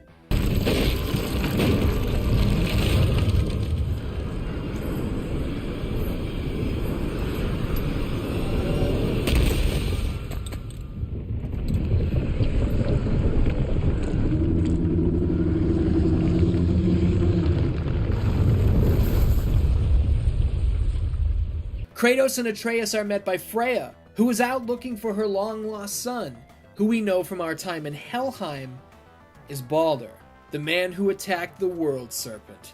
Baldur's invincibility, his ability to return from what we thought was his death, comes from a protection spell that Freya placed on him years ago.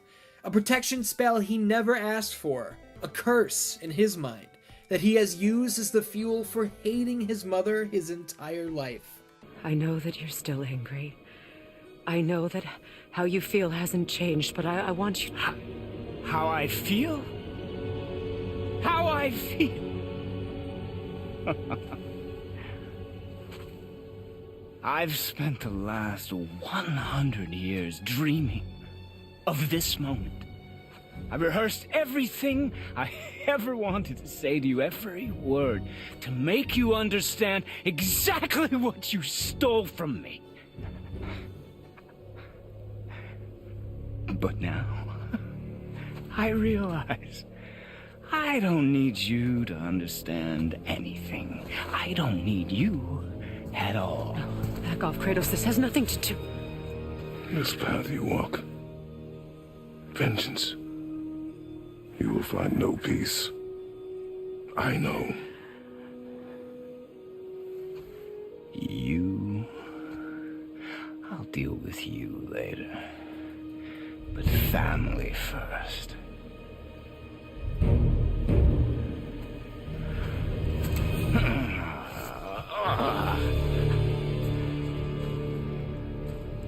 This again? The spell, the curse, despite Freya's best efforts, is broken when the remaining piece of mistletoe arrow pierces his hand.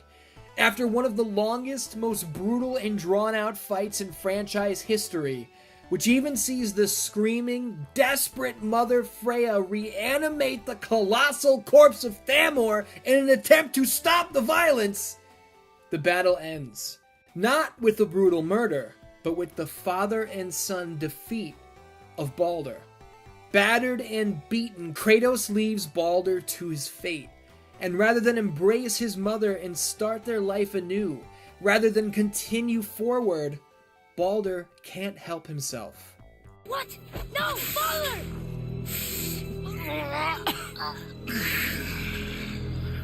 I love you. I love you.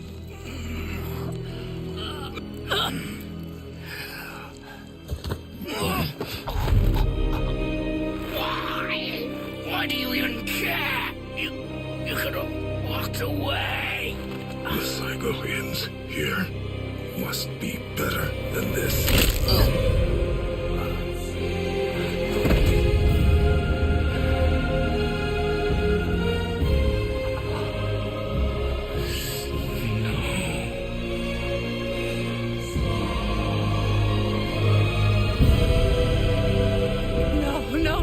No, my boy! My dear sweet boy!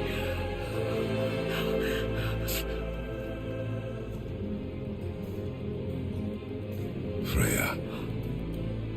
He chose this. I will rain down every agony, every violation imaginable upon you. I will parade your cold body from every corner of every realm and feed your soul to the vilest filth in hell. That is my promise. He saved your life. He robbed me of everything.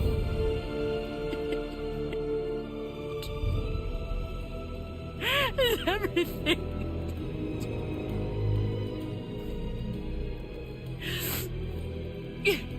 You just an animal. Passing on your cruelty and rage, you will never change. And you do not know me. I know enough. Does he?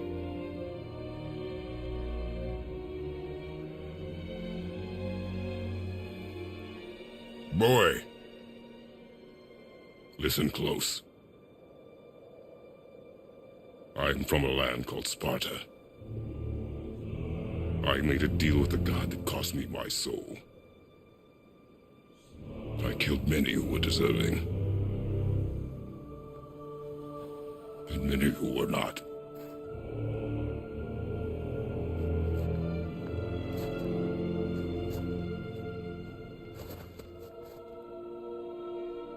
I killed my father. That was your father in hell. Is this what it is to be a god? Is this how it always ends? Sons killing their mothers? Their fathers? No. We will be the gods we choose to be. Not those who have been. Who I was is not who you be. We must be better. Freya is another problem for another time. Kratos and Atreus enter Jotunheim, ascend to the highest peak, and before they can complete their ultimate goal, a discovery is made. Wait! Father! Something's happening!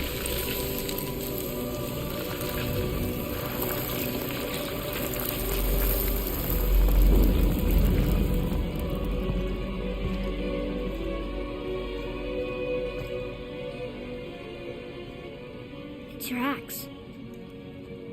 It's Mother. Look. She's arguing with a bunch of giants.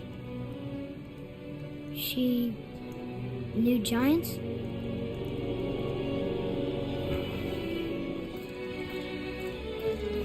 That's us. The first time we met the world serpent. But how? And our fight with Baldur. But that just happened. Wait. They knew everything that was going to happen. The dragon in the mountain, the stone mason, all these drawings. This is our story. No. This is your story. But what does it all mean? That I was not the only parent with secrets.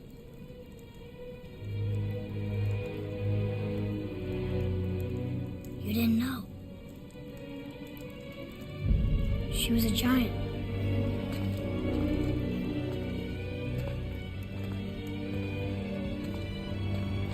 I'm a giant.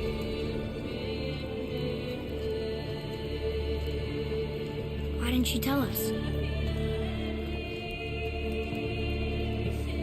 She sent us here, knowing we would find this.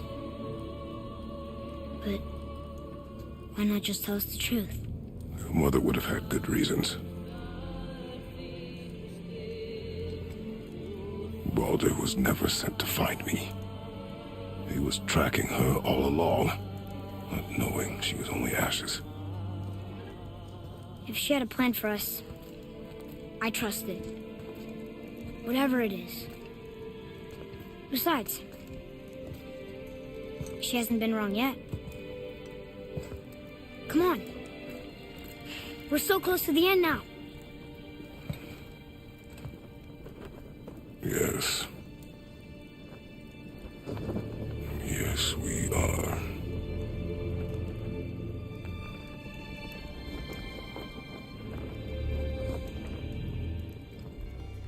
This game is just jaw-dropping, guys. It really is.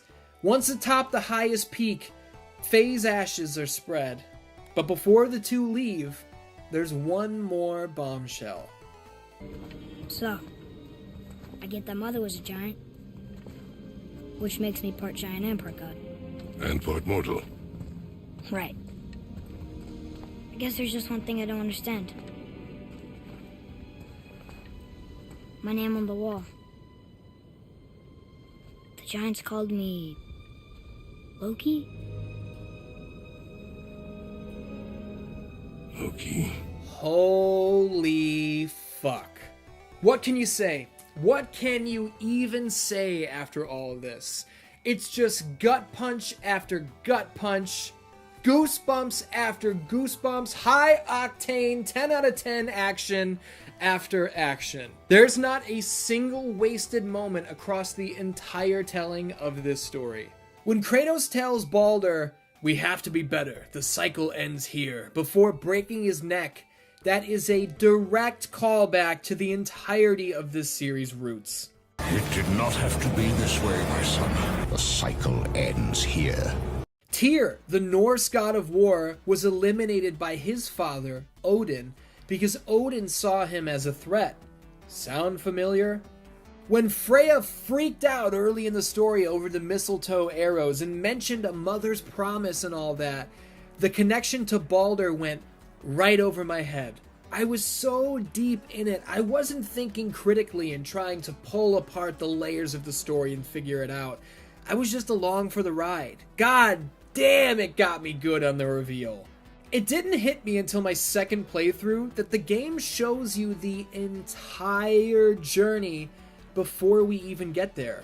Early on, we hide Atreus in the floor, and the Blades of Chaos are right there. When we're in the light of Alfheim, we're walking across the fucking bridge to Jotunheim. We just don't know it yet. There are entire realms at the table that we can't access across the entire game, just sitting there waiting to be explored in the future. When it finally dawned on me that Faye walked this path before we did, marked by the golden handprints that bookend the entire adventure, I was like, get the fuck out of here. We know Faye was badass. The Leviathan axe was hers before she gave it to Kratos in her final days. Kratos mentioned she was a highly skilled fighter. Dude, Faye was out of control. I remember in the trailers leading up to release, I noticed that there was a distinct lack of red blood. Now, I'm not going to say there was a lack of gore or violence, because that is definitely here, but those deep red, those crimson splashes that we were used to from the past are much fewer and further between. And there's a reason for that. Most of our enemies bleeding this blue and orange, almost ice and fire-ish blood, it's a far cry from the bashing in of Hercules' face, you know? But we're still cutting everything in our path to pieces. We're still decapitating jabronis with the best of them. Gigantic boys are getting their skulls crushed when they lose control of their very own weapons. The violence is still here. Don't get it twisted. It's just a different color. Most of the time. And that is the entire point.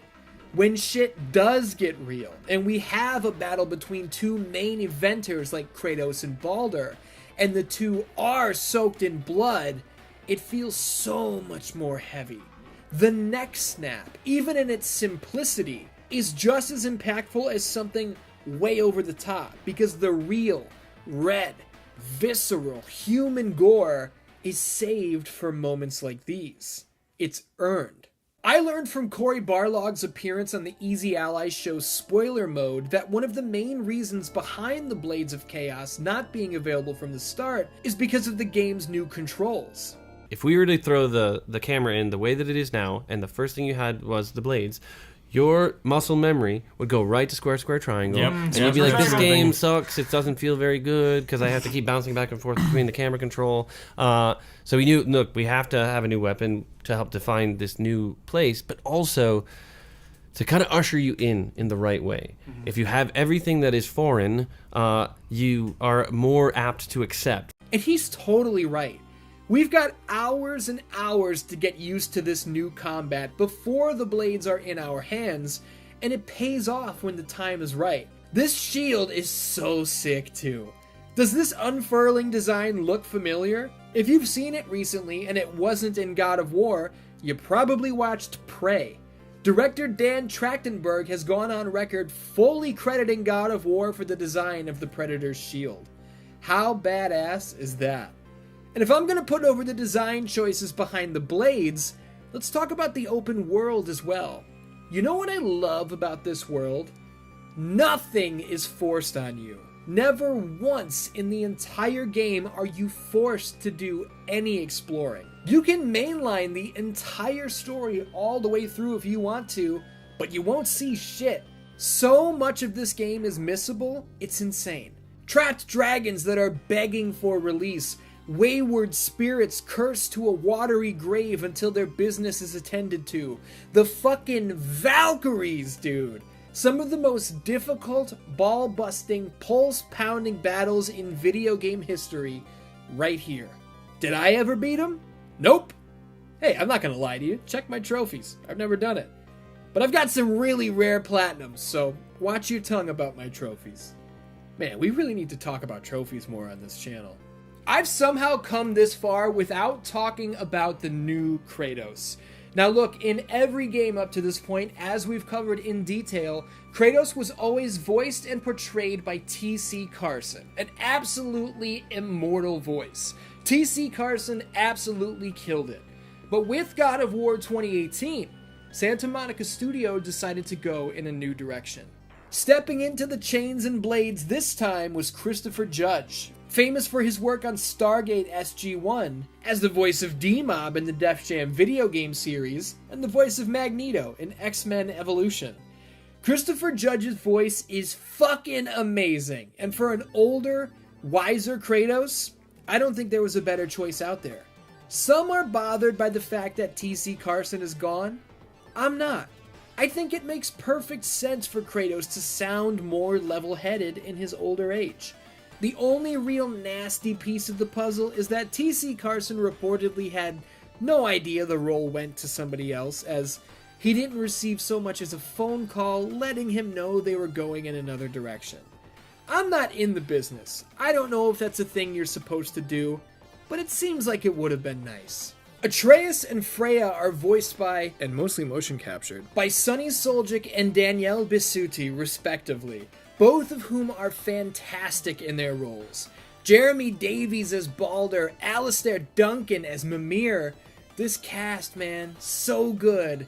And here's a cool little detail. While Christopher Judge donned the suit and performed the motion capture of Kratos, the visual representation of the God of War's body is actually that of former WWE superstar Shad Gaspard. Unfortunately, in 2020, Gaspard and his 10-year-old son were pulled out into the ocean by a riptide.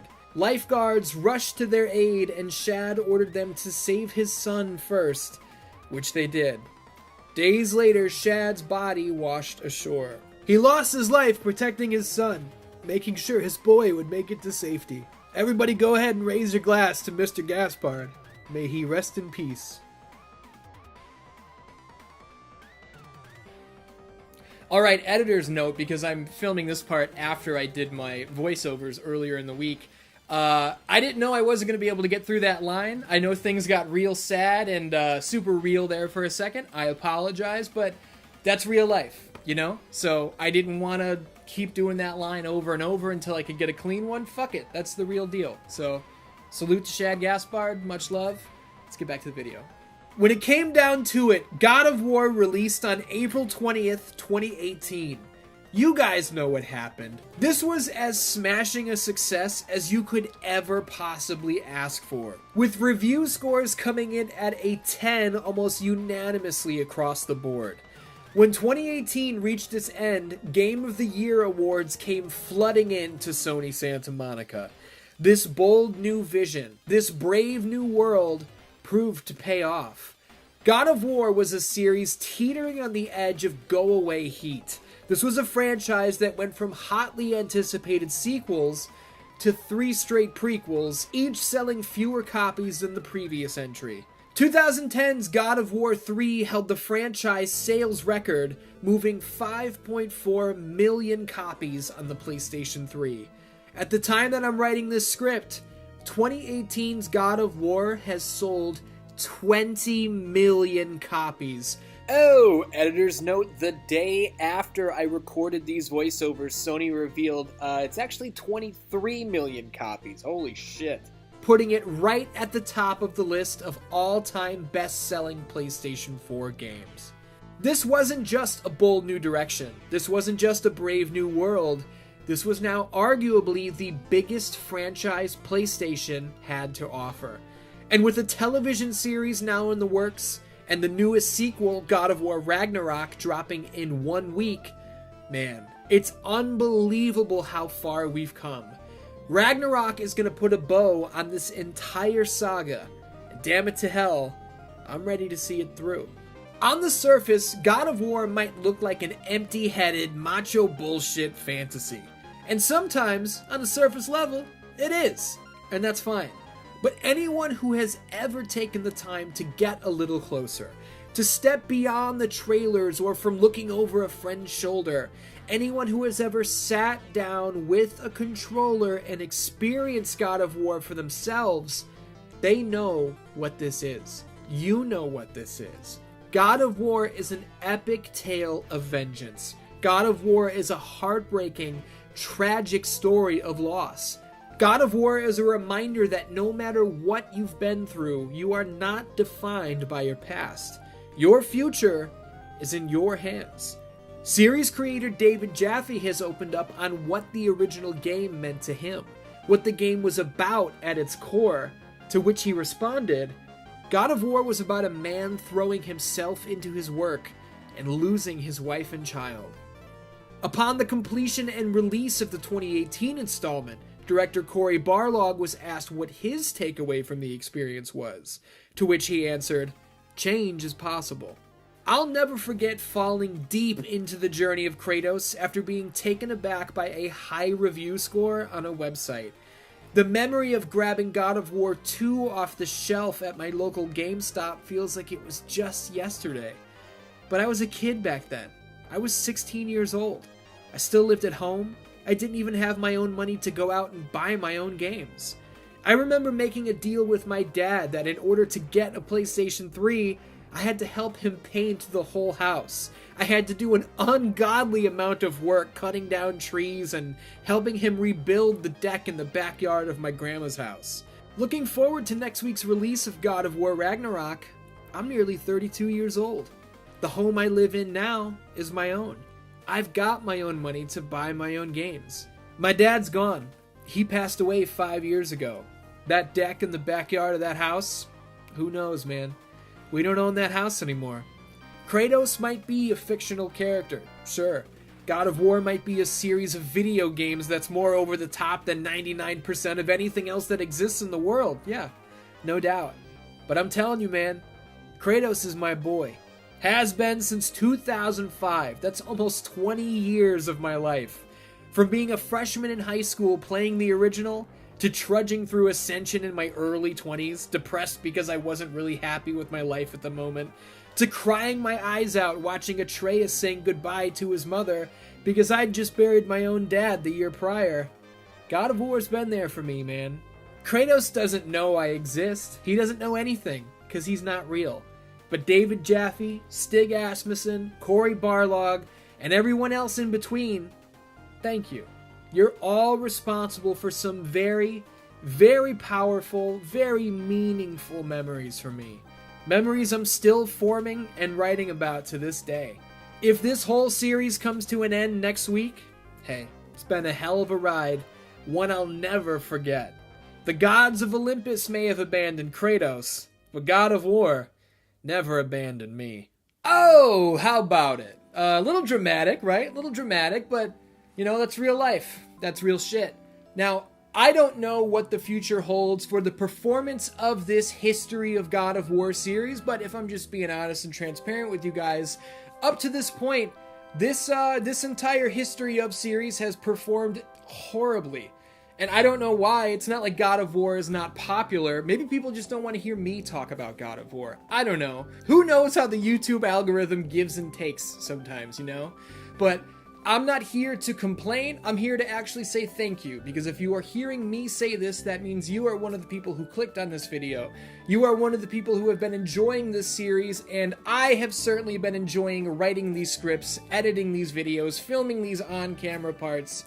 You know, I am super proud of the history of God of War, even if it did a fraction of my Mortal Kombat or SmackDown or Halloween series, you know? You win some, you lose some. At the very least, I'm still doing what I love, and you've shown up to watch. And I greatly, greatly appreciate that. But that's it. That's curtains on my time with Kratos. And like I said, the history of God of War has been so much fun for me. This has been extremely creatively fulfilling. Numbers are just numbers, you know what I mean? So at the end of the day, I think this was another opportunity for you and I and all the God of War fans around the world to bond over something that we all know and love, and that's a good thing. And we need good things in this world, you know what I'm saying? Until next time, I love ya, and I will see you soon.